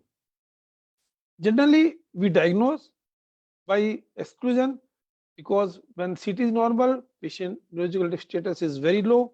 So by exclusion or by clinico-radical mismatch, we diagnose diffuse axonal injury. This is the CT scan showing the multiple lesions here in corpus callosum here, mainly in a splenium, and rigid forks is responsible for maximum injury in the spleen part of corpus callosum. This is what we see after few months. This is a normal CT, but if you go for after a few months, we see the atrophy. And this atrophy can be diagnosed or measured by volumetric study in MRI, which always or which will show the deficit or prognosis of the patient as well. So now we come to MRI. The advantage, excellent detection rate, better anatomical imaging, but there are few limitations of this MRI as well. So just see, CT is normal, but when we did the MRI, it showed the grade 2 lesion in the corpus callosum. So due to limitation of CT, MRI has gained popularity as imaging of choice in diffuse axonal injury. Sensitivity is 97%. It can be done from 2 weeks to 4 weeks, or even in patient in follow-up, we go for 6 months or 1 year, we see evidence of the diffuse axonal injury. Generally, we go for the T1, T2 weighted images, but if routine sequences are performed, false negative may occur with MRI as well. Just see here, this is T2 sequence showing very diffuse lesion, but when FLAIR was done, it's showing very well defined lesion and additional these lesions in the MRI sequence. This is DWI showing the lesion in the corpus callosum and confirmed by ADC. See here in T1, T2, there is a corpus callosum lesion involvement. But when GRE was done, it's showing more number of lesion, very clear lesion in the GRE sequence. Now, in this patient, in the brainstem, nothing well seen in T1, in T2 also not very well seen, in DW also, in FLAIR we see something, and in GRE we see very good lesions here, dorsal part of the brainstem, and HLY we see very nicely genital lesion of the in the brainstem. So in our department we planned the study about answering three questions. Number one, what is the best MRI sequence for these diffuse axonal injury? Second, about the prognostic value and lesion load. Third, location and how we can relate with the GCS or GOS, and what should be done in future. So we did a study in our department. These are the inclusion criteria and they were the exclusion criteria. And in all the cases, the clinical status was noted by GCS, GOS at the time of discharge, 3 months, 6 months, and if follow up to 1 year. And in all images which I showed, we study all these lesions area of the brain very minutely, and our neuroradiologist was working with us for better understanding. So answer of our project 1, which is the best sequence of MRI for DI, these are the epidemiological data. When we analyze our data, we found that in 2 cases there was normal CT scan, and high number of the lesions was best detected by HWI sequence, then GRE, and then FLAIR. When among the MRI sequences we analyzed, we found that total number of the lesion and locations also were best seen in the HWI, GRE, and least in the FLAIR sequences. We analyzed statistically these our finding, and we found that p-value was significant. This is the HWI showing the very nicely multiple hemorrhagic lesion in the cortex and the corpus callosum. This is a GRE sequence showing the lesions. This is the HWI showing the more number of the lesion and better delineation of the lesions. So we concluded that CT grossly underestimated the lesion, MRI improved diagnostic accuracy in diffuse axonal injury, and HWI is the most sensitive sequence for lesion detection. Then in second study, lesion load and outcome was studied in 54 cases. These are the epidemiological data, and we found that in this patient there was only 1 lesion here, while DWI was showing the 4 lesion. In GRE, 8 lesions were detected, and when HWI sequence was done, 14 lesions were detected in this patient who had a road traffic accident, 20-year boy. So when we analyze our data, we found that the maximum number of the lesion anywhere in the cortex was seen maximum by HWI sequence, except in cerebral cortex and cerebellum, where FLAIR gives slightly higher incidence of the in these hemorrhagic these lesions. As far as the association of GOS and lesion load is concerned, we found that HLY in HLY the shows the maximum number of lesion in the for grading also, and which was found statistically significant.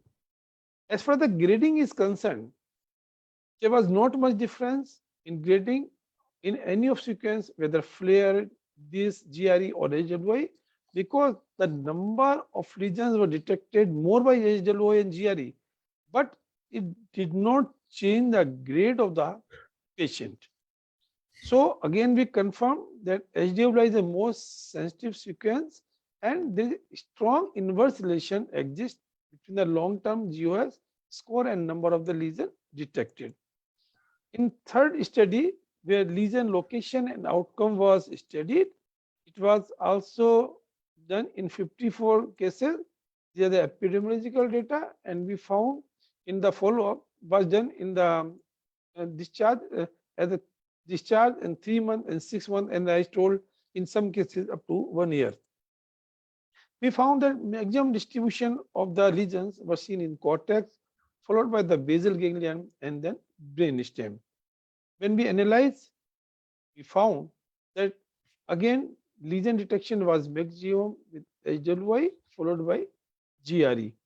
And as I told, we group few areas of the brain, and we found that in the case patient who were having poor GCS of the patient, the maximum lesions were seen in basal ganglion, brainstem, and corpus callosum. And in follow-up also, they were seen in the same region. And in GOS, when was compared with the area involvement, again, the poor GOS was seen in the patient where the lesions were in the all these 3 areas, and it was found statistically significant. So we concluded from our this third study that brain lesions alone and more so in combination with corpus callosum in basal ganglia may indicate poor outcome at 3 months or 6 months. So just I want to tell that the HWI play very meaningful, important role for diagnosis accurately and for prognosis also. It is about 3 to 6 times more sensitive than conventional T2 GRE. And in our department, we take 4 minutes to do this sequence. And in future, we plan that to compare HWI sequence alone with complete MRI study to predict patient outcome. Now, the patient who were not correlated with these sequences, we went go for the DTI sequences. You know, DTI sequence, they are very important. They give us the clue of white matter pathway and functional integrity. And when patients don't improve, we do the tracking for this. Like this patient presented to us was in follow-up coming again with right hemiparesis. There was nothing seen here except atrophy in all the sequences. So all these patients who don't improve and we don't see much in the MRI sequences, we go for DTI sequences. And this is showing the thinning of the left corticospinal tract here, thinning on the this right side, which correlated with the neurological deficit of the patient. Then comes the MRS, the sequences.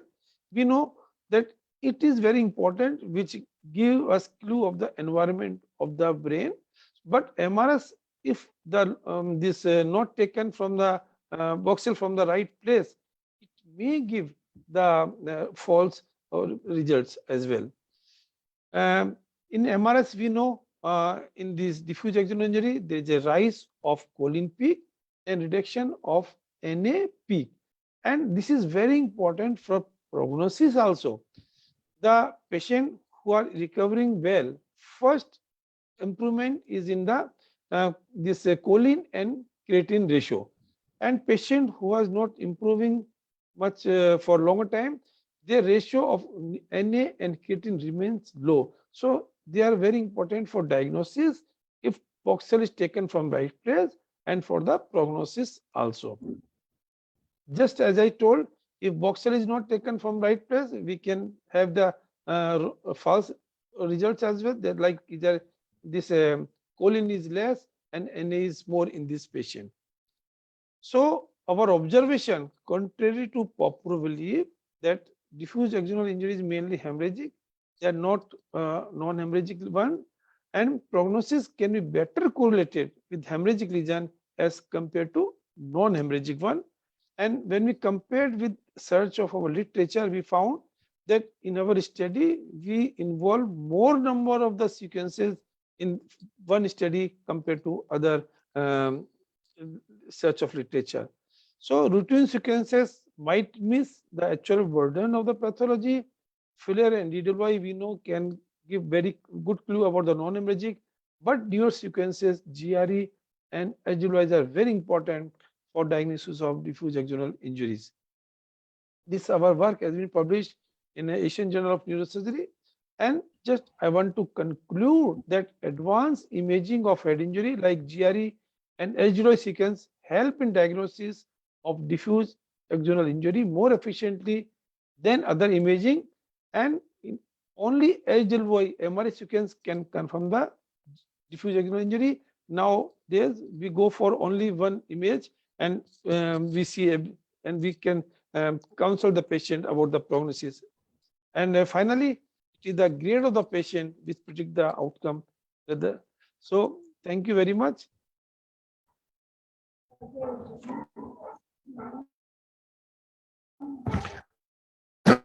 I finish. Thank you. Thank you, Professor Sina. Thank you for this nice presentation demonstrating the accuracy. Can you hear me, Professor Sina? Yeah, I can hear you. Yeah.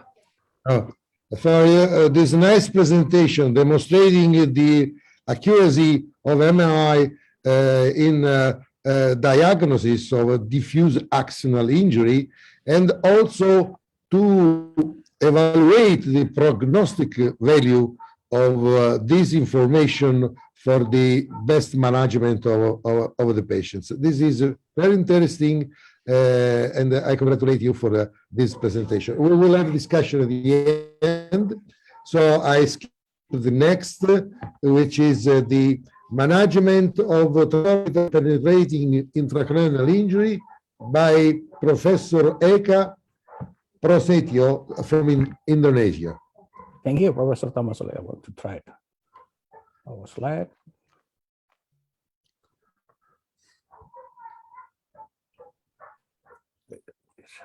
Okay. Yes.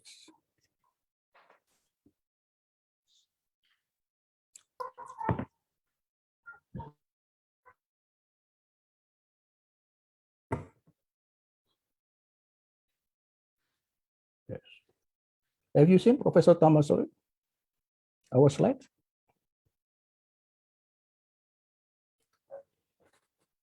Anybody seen our slide, Professor Nasser?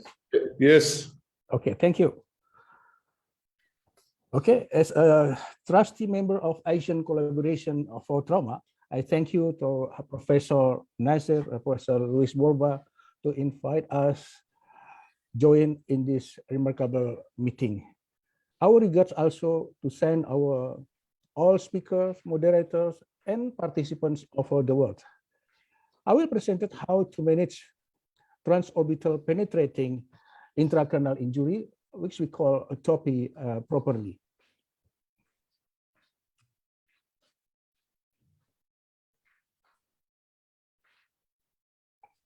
Yes, I will present this management without disclosure. This is a rare case, traumatic brain injury, which has potential to result seriously and fatal brain insult. It requires a prompt multidisciplinary approach, since he or she treated in the primary health services.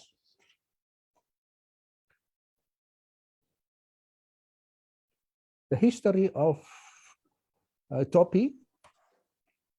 Martin, in his book, presented that the historical fighting of David versus Goliath. So we found, as we know, the Goliath death due to stone enter his eye socket, and it's penetrated to his brainstem. Terminology of TOPI. We found many terms of this injury, but frequently we use transorbital penetrating intracranial injury, or we call TOPI. There are two types of penetrating brain injury, as Professor Tariq mentioned before: gunshot wound or non-gunshot wound, which we call high and low velocity penetrating brain injury. The velocity make the greatest contribution to the kinetic energy is an important factor damage the neurovascular structures. High velocity injury up of 700 milliseconds and otherwise lower than 100 milliseconds, which we call low velocity, that is happen in TOPIs. Also, there are two types of low velocity PBI, TOPI and non-TOPI. Classification of the TOPI, Balasubramaniam has defined the classification of TOPI depend on the angle of the penetration, bone structures, and intracranial involvement. Pattern of TOPI. Meanwhile, Turbin et al. Has presented the pattern of TOPI, which describe the entry point and 3 zones. So we can see this zone now 1, the upper lateral, and zone 2, lower lateral, and zone 3, there are 3 type subpattern, A, B, C. A, upper medial, and B, middle medial, and the lower medial is we call zone 3Z. In this injury, the type of material foreign body is important to know metal or non-metal. So this is a non-metal material we call tip of ballpoint pen, and arrow made by wood from tribe of Papua, part of my country. And also, this is a case report, a pencil entered the brain. And now we presented detail how to appropriate management of the TOPIs.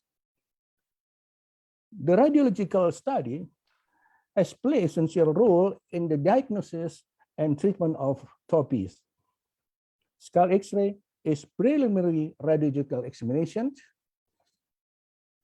and CT scan, a key modality for evaluating injury related to the TOPIs, as well as localizing most foreign bodies and the extent of bone and parenchymal injury. Metal object emerge a scatter image. Three-dimensional CT or CT3D as previous be used to determine the zone and bony structures. Of course, CT angiography is important to exclude there is no or with excess cerebrovascular injury after TOPI.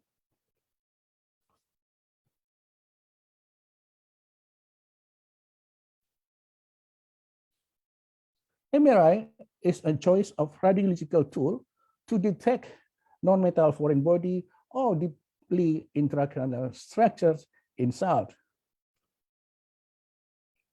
Misdiagnosis, yes, we sometimes found this condition. Usually it's happened in pediatric populations with a non-metal foreign body. Sometimes the child pull out the foreign object or the foreign body unknowingly by himself. Therefore, we need a detailed history of pediatric patients. We emphasize to all physicians who work at frontline healthcare or primary healthcare, don't put it out. Why? Because we don't know the model of the tip of foreign body. Scratching Journal also published an algorithm management of TOPI. So we can see it. If we found CSF leak, intraseptal hematome, patient should be as soon as possible going to emergency treatment. The main principle are the precision and accuracy of the treatment. So to take out the material, minimal damage, debridement, and stop bleeding of the area of the penetrate. C-arm help us for precise the object location. So this is we reported a case and a serial case of TOPIS, skull X-ray is a basic imaging study to know the tip of the foreign body. Skull X-ray is important for the frontline physician. Fixed hook or jack, the shape of the tip are danger remove foreign body retrograde. You like this? On the right side. So we collected several various models of foreign body or homemade metal arrow. And finally, for the take-home messages, the history of trauma is very, very important, especially in pediatric patient. Don't pull it out for the frontline physician. And the important is radio imaging, even only the skull X-ray, because it's important to know the tip of the arrow or the material. And the last, also the proper surgery. Thank you.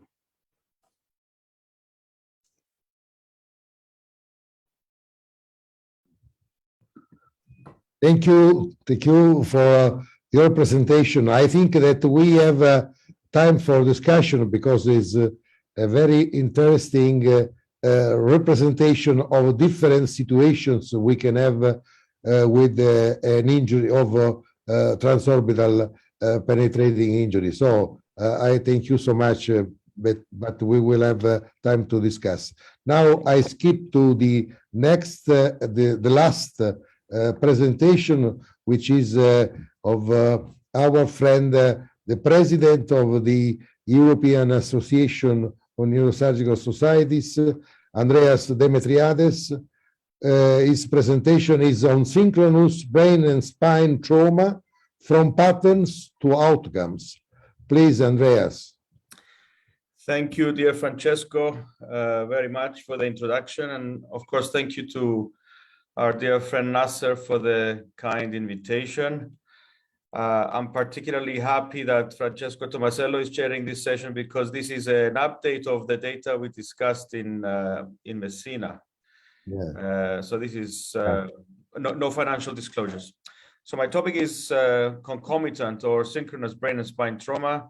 I will discuss some data from the systematic review and then supplement that with some registry data and some linkage data. So let's start with a bit of background. Head and spinal injury, of course, come with a high burden of disease due to long-term physical and mental disability. The anatomical and biomechanical relationship between craniospinal structures makes concomitant or synchronous injury likely, but the quoted prevalence of concurrent injury is variable, and I believe this remains a relatively unexplored field with respect to long-term outcomes. From previous work we've done, where we tried to synthesize the available evidence, we divided it in two groups: those that have a head injury as the main diagnosis and those who have a spinal injury as the main diagnosis. So if we take the first group, those with a head injury, traumatic brain injury as the main diagnosis, then the chance of having a concomitant spinal injury is 6.5% in the cervical spine, about 12% if this is a motor vehicle accident, again for cervical spine, and about 12% of having any spinal injury overall. In other words, it is not true that the cervical spine is particularly more vulnerable when you have a head injury. On the other hand, if we take the spinal injuries as the primary group of assessment, then there's a 40% chance that there is an associated head injury with a cervical spine injury. And there's a 32.5% chance that if you have a spinal injury of any location, there will be an associated brain injury. And this just summarizing the same data in a different table. Based on that, we decided to look at our own in-house data in a tertiary center. And we managed to we have a special database called Ward Watcher, but it was a kind of selected, if you like, biased population of those that were admitted to ICU. In other words, with a significant or severe TBI. And then we use some code and radiology analytics to look at the associated injuries. And then we found that the total, out of a total group of 567, 85% of these head injuries do not have a spinal injury, and only 15% have an associated spinal injury. 3.7% have both a cervical and thoracolumbar injury, 8.8% only an associated spinal injury, and about 10% only a thoracolumbar injury. So again, the preconceived idea that the C-spine is more vulnerable is not necessarily supported from the systematic review, but also from the in-house single-center data. Those, so the injuries which are of high energy come with a 23% chance of associated spinal injury. And the head injuries of low energy trauma come with a much lower percentage of concomitant spinal injury. It drops from high energy 23% to low energy 2.5%. And the low energies group or subgroup all had other risk factors such as, or predisposing factors if you like, in particular alcohol excess and minor falls, and one had epileptic seizures. As for the high energy subgroup, 23% of them, as we said, had a high energy injury, 31% motor vehicle accident, a quarter had high energy falls, and a small number of 3.5% were assaults. So if we look at again the mechanism of injury, motor vehicle accidents, the risk or the associated risk in our group for any spinal injury was 31%, 22% in the neck, 16% in the thoracic spine, and combined 5%. And then if you look at the other mechanism of high energy falls, again, you can see 26% associated spinal injuries and the breakdown next to it. From that, we decided to look at different source of data, and we have Scottish linkage data, which is the public health intelligence mechanism of collecting coding data. And we asked ourselves a question, are the incidences of TBI and spinal injury increasing or decreasing? And we can see from this graph that the number of Scottish hospital admissions with a diagnosis of traumatic brain injury over the last 10 years is definitely increasing, especially in the group over 65, which is the blue one. The others seem to be decreasing. So this is a worrying trend for low energy trauma elderly group. We also looked at the annual percentage change of head injuries versus spinal injuries versus both. And you can see the head and the spine have a gentle increase year on year, whereas the combined group, much smaller numbers, and therefore the fluctuations are bigger.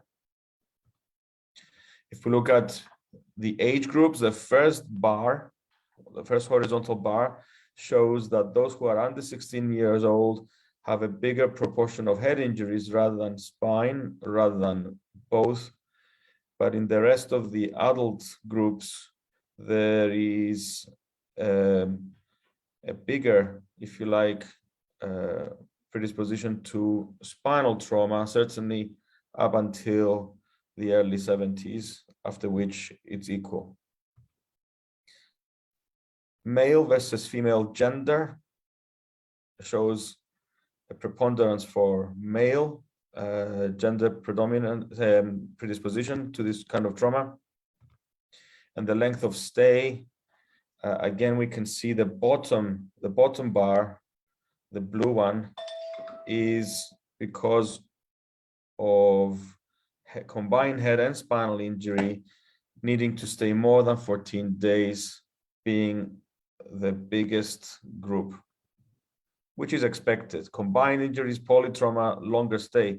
But on the other hand, the same color bar chart is smaller for those who stayed fewer days. And that's when we get into complexities of whether there was survivable injury or not. But I don't want to discuss that data yet. The next thing we found of interest was the association between traumatic brain injury and spinal injury with socioeconomic disparities. And we have in public health Scottish data, something called the SIMD, which is the Scottish Index of Multiple Deprivation. It comes into 5 categories. You will see them in the next few slides. Just remember that category 1, which is the blue, is the most deprived. So category 1 is the most deprived. And we can see here in this graph showing that the hospital admissions with a diagnosis of traumatic brain injury in the first group, which is the most deprived, are the biggest in number, and the least deprived, which is the green, are the least in number. Again, the same group of highest deprivation exhibits higher incidence in all types of traumatic brain injury, whether this is major in red, moderate in yellow, or minor in green. So that quintile 1 is the most deprived and the most populous. If we look at concomitant craniospinal trauma, again, this is more severe and commonest in the most deprived. So group 1, in all 3 charts, the top one is head injury alone, the second one is spinal injury alone, and the third one is head and spinal injury. All 3 groups have shown highest incidence of injury in those who are most socially deprived. And again here, annual admissions, type of injury, and social deprivation show category 1 in top in all 3 groups of head versus spine versus head plus spine injuries. So this is worrying. And in this slide, we see that the most socioeconomically deprived patients, which is the bars with 1, these are consistently affected more than others in any of minor, moderate, or major trauma. So there is a consistent trend of the socially deprived to be subjected to higher number and severity of head injuries, spinal injuries, and combined injuries. So how about outcomes? Does this mean anything for outcomes? If we take it into a binary mode of either alive in orange or dead in gray, we can see the top horizontal series of charts for head injuries that year on year, there is a good survival rate of head injuries in Scotland, over 80%. And in spine injuries, the middle charts, the survival is over 95%.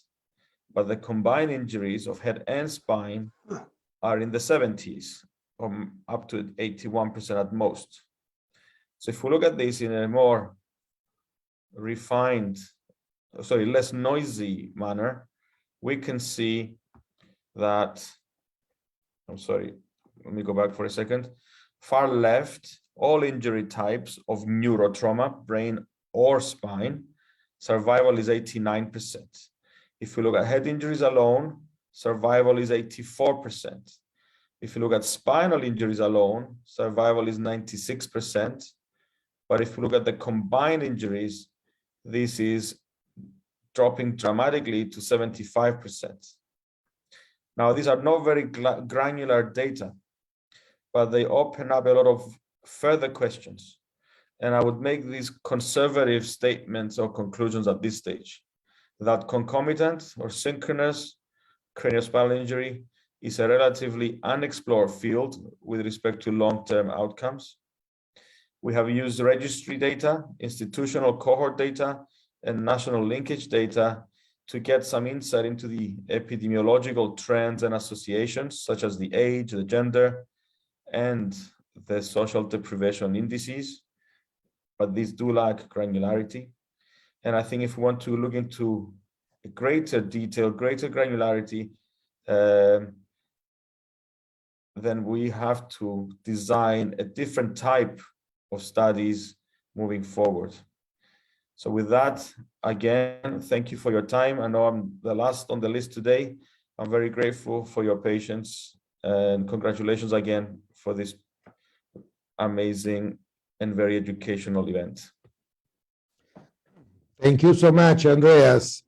I completely agree with you that concomitant craniospinal injury is a poorly explored field, and you provided us with an accurate analysis of this very, very critical synchronous injury. And I am sure that we will have some questions. I have also a question for you, but I look at the audience questions, and we have a question probably with to Professor Sina. What do you think about the TBI with the MRI when the patient is so agitated without access to general anesthesia, even if is very useful when the lesion is too tiny? Professor Sina. Yeah, I mentioned in my slide also, this is the limitation of MRI. Yeah. TBI, if patient is very agitated, but nowadays we can sedate the patient for MRI with a good observation center. So definitely it is limitation of MRI. Okay. That's why we delay MRI few days in some patients. Another one is Professor Sina. MRI is costly and not available near, and treatment of TBI depends on severity of what benefits for patient by MRI. What is the indication of MRI? Yeah, because if CT is not giving any indication of injury in the brain, we must know about the patient where is the injury. So MRI is the best answer, and depends if suppose there is a grade 3 as per Adams, diffuse axonal injury, patient has brainstem involvement. So we are ready that for that patient may need tracheostomy for long time or ventilation maintenance for long time. So we must know which structure of the brain is involved. And as far as the counseling also, because the attendant or family member always wants to know about the prognosis. So if we know the exact site of lesion, we can counsel the patient attendant as well about the future or prognosis. So it is very important to know the exact site of injury for prognosis, for counseling, for medical management, for keeping the management for future. Yeah. Okay. There is a question to Tariq Khan. Tariq, the question is, how many of the 47 patients who died were operated on? Yes, thanks, Francisco. I just answered him on the message because it was a mixed thing. We didn't have the exact numbers, but it was a mixed conservative and surgically operated patients. Okay. Right. Excuse me. I see also other question.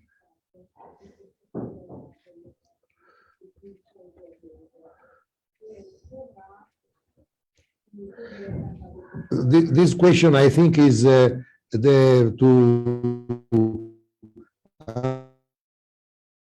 this in combined injury cases we need operating spine surgery. Is any condition or GCS degree for the time to operate?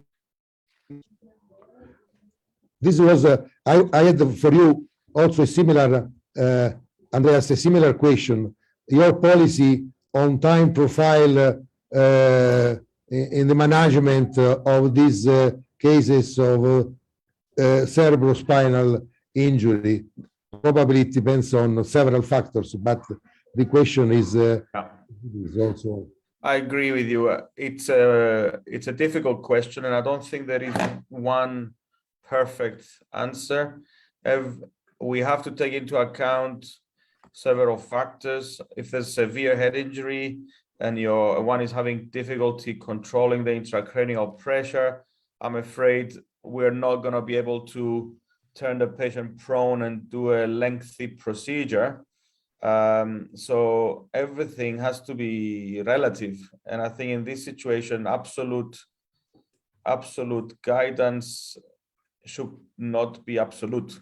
In other words, a flexibility and case-by-case discussion with the relevant treating clinicians on ICU, spine, and brain, because I can't see how one rule will apply to everybody. But in general, the considerations are: how is the intracranial pressure? Is the anesthetist comfortable putting the patient prone? Are there other polytrauma injuries that prevent you from going prone? Can you do the operation laterally in some situations? Now that we have, well, not me, but those who have robotics and other options, etc.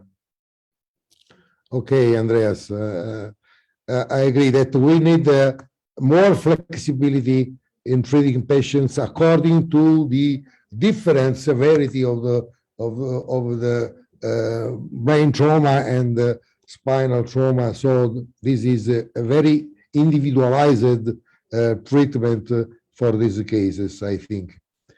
Okay, I have also a question to Tariq Khan about. It was very interesting to hear in this session the management of missile injuries. Tariq, you mentioned in your presentation that one important problem is brain edema in these situations. So you mentioned the mannitol, but I did not see, probably is my fault, I did not see any mentioning to the steroids, to the use of steroids in this situation, because sometimes brain edema is really very important, as you know. Yes, no, we never use steroids. We never give dextrose infusions either, because, as you know, from all the studies which have been there, that brain injuries and edema do not respond very well to dextrose or to steroids. So, and they could contribute very much to infection in the brain from that. So definitely no steroids at all. We're not using any steroids. And I do not personally, and in the literature also, I do not think that they would advocate steroids. I have another question for you and probably for Professor Quasetio. I think is interesting for the audience. What to do when a missile is penetrating and stops on a venous sinus, and you have to remove this from the venous sinus. Probably is completely different from the arterial tree, but in the venous sinus it may be dangerous if you don't plan exactly your approach to this surgery. Of course, Professor Tomasoli, as a screening ginger algorithm, so if vascular damage, we should treat the venous sinus venosus sagittally superior or the lateral to operate. It's important, yes. This is our part of management. If the vascular injury, so we prepare all the setting OT or operation theater is conjunction with endovascular neurosurgeon. So it's important for us. I agree. I agree with Eco. I think we must, then you have to do different preparations. You have to make sure you have plenty of blood. You have to also make sure that you have plenty of other blood products available. Yes. So that there is going to be bleeding, you need to go in and try and remove it.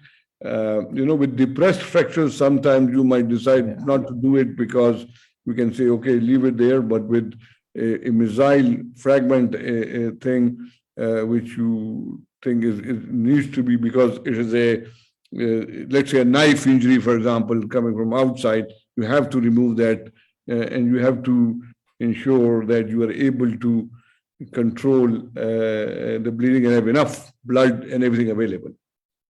Thank you, Derek. Now, sir, I see that some questions were answered directly by chat by the speakers. I don't see further questions for our speakers. Have you probably any question that I missed? Nasser. Tomasello, I think Louis is raising his hand, and Mahmoud Khorachi, both maybe they like to make comments. Yeah. Please go ahead, Dr. Qureshi. No, go ahead, Louis, you go first. Okay, thank you. No, just asking to Dr. Sina, it's very common the patient will be a neurological deteriorate, and sometimes that is a vegetative state. And how many days after trauma you should do the MRI to give the best prognosis for the patient, to define the prognosis? Yeah, in our follow-up, when patient is not improving at 3 months, after 3 months, we could do the MRI and can tell the family member about the prognosis. 3 months is good enough time. 3 months. And it proved, and after 3 months, we can, if a patient is, most of the patients, they don't improve. This is our observation in our series. But there is a correlation with the MRI, or it's very common you see patients in vegetative state with MRI or no MRI after 3 months. It's very difficult to recover. No, just there is this correlation. No, there is with MRI. It is a tool which can just confirm us. That's all. Otherwise, most of the patients after 3 months in our setup, they don't improve if there is a diffuse axonal injury. May I add something? Yeah. Professor Potapov, God bless his soul, did a lot of work on tractography to look at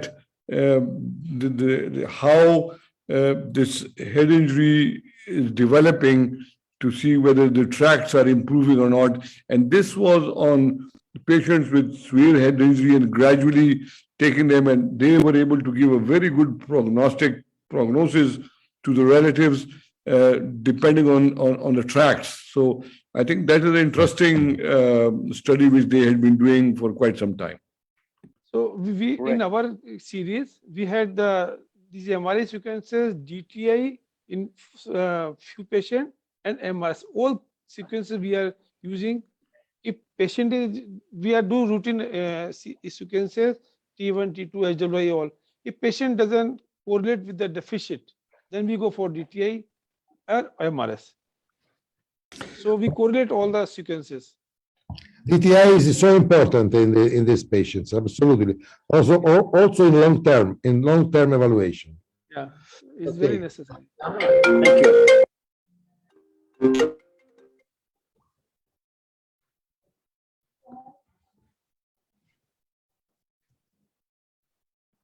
Mahmoud? Yeah, thank you. Andreas, your talk was enlightening and perhaps changing a paradigm a bit. Your findings that the head trauma is not necessarily more associated with cervical spine, it could be associated with thoracic as well. I'm just wondering, and I'm just thinking aloud here, in Edinburgh, do the spine injuries that don't have brain injury go to a separate center or a separate site where they're treated by the orthopods, or do you think that altered the numbers in any way? Thanks, Moody. I think that's a very good question, and the logistics of each geographical arrangement may well change these kind of level 3 data. In Edinburgh, the spinal injuries which do not include cord injury can go to orthopedics or neuro, but mostly neuro.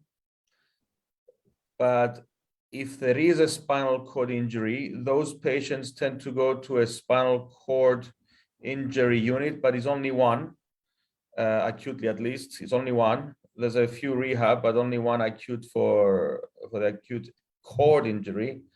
And it's manned by a combination of ortho and neuro spine surgeons.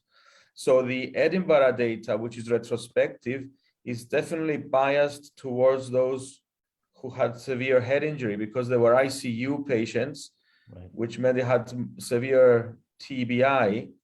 And if you had a severe TBI and cord, you would stay in the neurocenter, not the spinal cord injury center.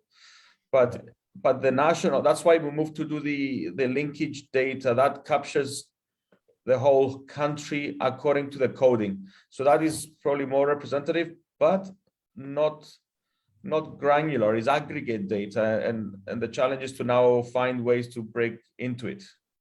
Right.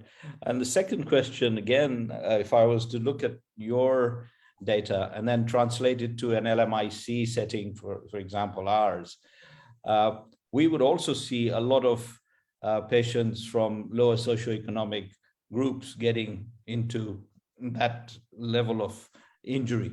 But we would see that because the total population is larger. And so then I suspect that probably does not apply to Scotland. They're generally, the differences are not that huge, because here the differences can be very marked between those who have and those who don't have, if you see what I mean. Indeed, I think that's another great point. I'm conscious that there is no perfect social deprivation index, and I think the Scottish one, I guess, is been designed only with Scotland in mind, but there were certainly some surprises for me, at least, maybe not for others, but for me, certain rural areas are automatically classed as low social economic class, but actually, if you go and visit a rich farmer, they're nothing but low social economic class, and then certain inner city areas are also very low social economic class. But then again, we have the remote areas of the islands and the highlands and the Hebrides and so on, where they don't necessarily live in poor conditions, but they're so far away from any neurotrauma center that might affect the outcome, because the transfer times can be up to 8 hours. And if it's overnight, there's no helicopter and no boat and so on. Right. Yeah. But that's a great point again, Moody, and I thank you. I think the only way to get around this is if we decide to do a prospective collaborative study, and would start trying to do that with Wilco Pell from the Leiden and through the ENS, and I think it would be great to collaborate between ENS and WFNS if we do it prospective, simple, pragmatic, and do it for a few months and then follow up those groups. Great, thank you. If people are interested, then I can send around the information. Great, thank you. As a continent, we would want to participate. Thank you. I have another question to Tariq Khan. Any comment on mobile bullet syndrome? Sorry, on what, please? On mobile bullet syndrome. About Yes, yes, Francisco, that is in my literally now nearly 40 years and 30 years in Pakistan, where firearm injuries are very, very common, used to be very, very common. It's a very, very rare. It has happened. I can maybe count on my fingers where the bullet has moved and has caused problems. It is most of the time the bullet sinks down, it stays where it is, and I keep on telling my patients' relatives that the bullet fires only once, not twice. But yes, there are rare occasions where this happens, but very, very rare. Okay, okay. Can I ask a question for Tariq real quickly? Please. Tariq, occasionally we get questions about lead poisoning. I'm not sure where it comes from. I'm not too sure how to answer it. Any comments? Yes. Again, I'll answer the same. In my so many years where firearm injuries are very, very common, we have left many bullets in the brain. I have not seen any issues at all with anybody having anything except for the anxiety element, which you have to keep on allaying to them. But no, I have not seen any lead poisoning or related to that. Thank you. And a quick comment to Andreas. Andreas, the proposal that you have just spoken about, that you want to chat with Wilco about, Andres Rubiano, Laura Lippe, and I are organizing a neurotrauma committee meeting on the Tuesday in Bogota. You'd be welcome to present there. In fact, we'd love you to. Yeah. Thank you, Andrew. Nice to meet you. I will be there, so I will. That may be a nice forum for you to present at. That would be great. Thank you so much. How about you and I just touch base offline and we'll get a slot for you. Thank you. Of course. And likewise for anybody else, it's your committee, any other proposals you want to bring forward, we are open for you. Thank you. We have any else question from the faculty? Me, Dr. Sinha. Yes. Can I ask? Yes. First, I want to compliment Dr. Eka for his presentation, and it was very nice suggestion to have MRI in wooden injury, because in wooden injury, if the wood has gone inside the brain, it gives air bubble appearance, and if we suspect wood injury or air bubble appearance in the CT scan, we must go for MRI of that patient, because it will be wood, and we have encountered 2 patients in our institute that this was just air bubble appearance, nothing was there CT. So we did the MRI, it was object, wooden scene. So we removed the wood. So this is very important. Yes. Second thing I want to ask, yes, this is very important. You commented, and people generally don't go for MRI if there is like this appearance. Of course, absolutely. Second thing I want to ask Dr. Tariq Khan, what about your in peritoneal injury? There is a lot of problem of the bleeding, coagulation profile in one or other form is deranged. So what is your experience, number one? Number two, what is your policy about the conservative debridement or extensive debridement during the surgery?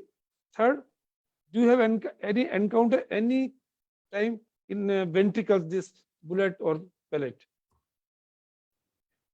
Okay, Sinha, thank you. Yeah.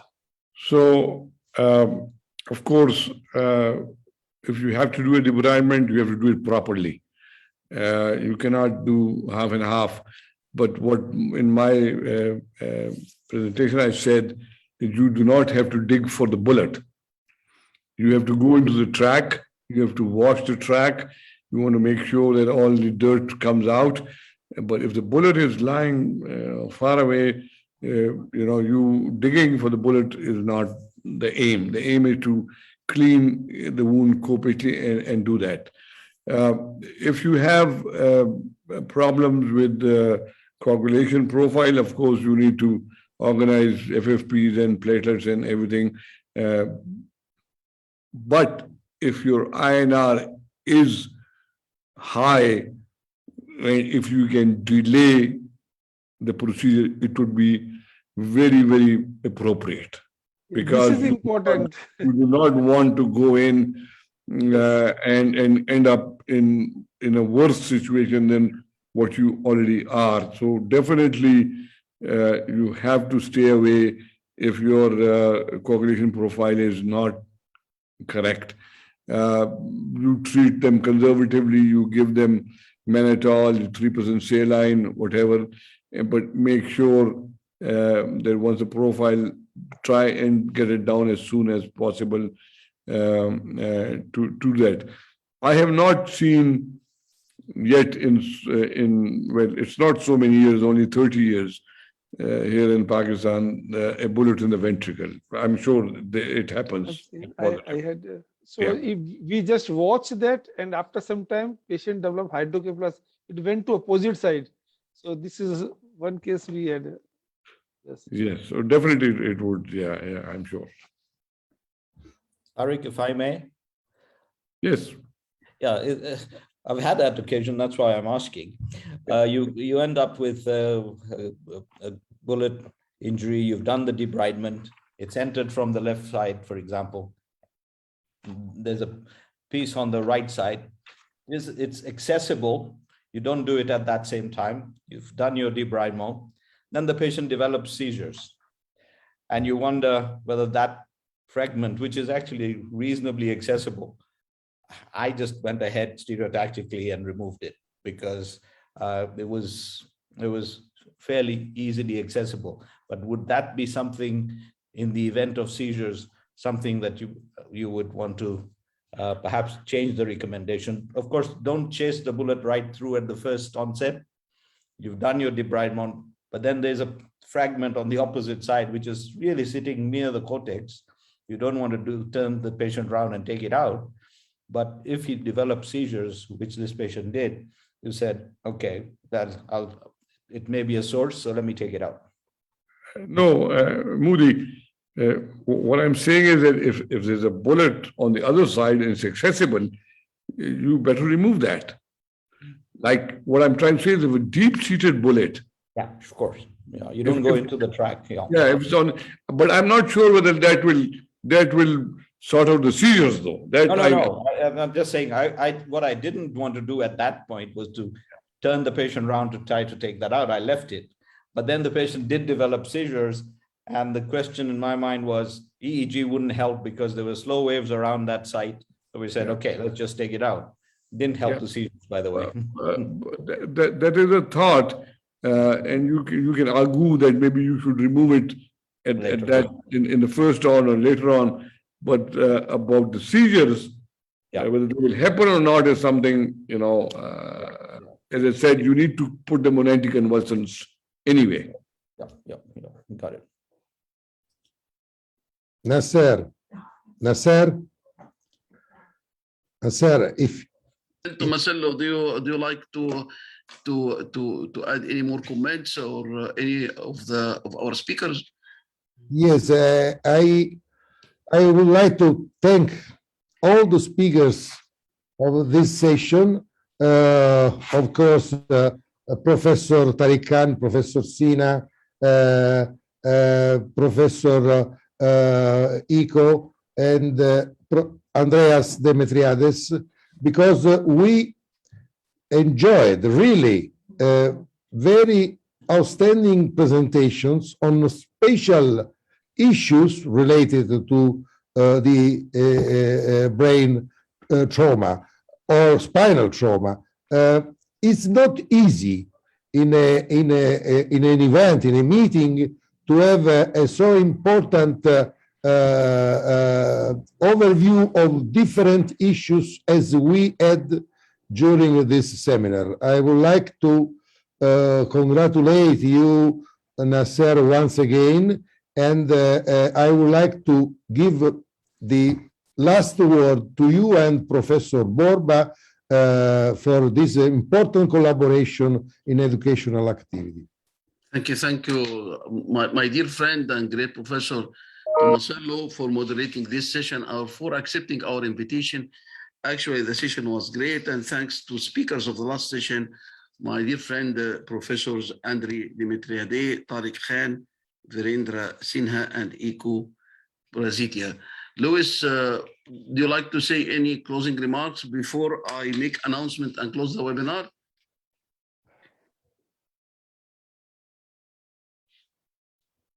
Professor Luis Borba, can you hear me? Okay, at the end of this educational symposium, I would like to thank Professor Luis Borba for the opportunity to have such wonderful collaboration. All our eminent professors and speakers and moderators. It was a great symposium, and it was extended for almost 5 hours. And the discussion was very interesting. All talks were great talks. I think it is one of the most successful webinars organized about traumatic brain injury. I would like to thank organizing team, Hassan Ala and Ahmed Magdi. I would like to thank all participants, and I would like to announce that we are going to stop our series of webinars in March due to Bogota Congress. We restore back our activities again in April. 8th April, Friday, will be another WFNS Educational Symposium with Professor Luis Borba, and it's going to be about gliomas, intracranial gliomas from lab to lab. Actually, during this webinar, we are going to focus on basic science. And this is going to be webinar 60, and webinar 61 will take place in April 15th, Friday at our usual time. It's a collaboration with the Southeast European Neurosurgical Society and Professor Lucas Razoli. Thanks to all of you for all your support to promote neurosurgery all over the world. Thank you very much. Bye, all of you. Thank you. Thank you. Thank you. I lost my signal that last time. Thank you. Thank you, Nasser. Great event. Thank you very much, Luis. Thank you, my brother. Thank you very much. Thank you, everyone. See you probably in Bogota. Yes. I'm trying. Yes. Thank you very much, Luis. Thank you.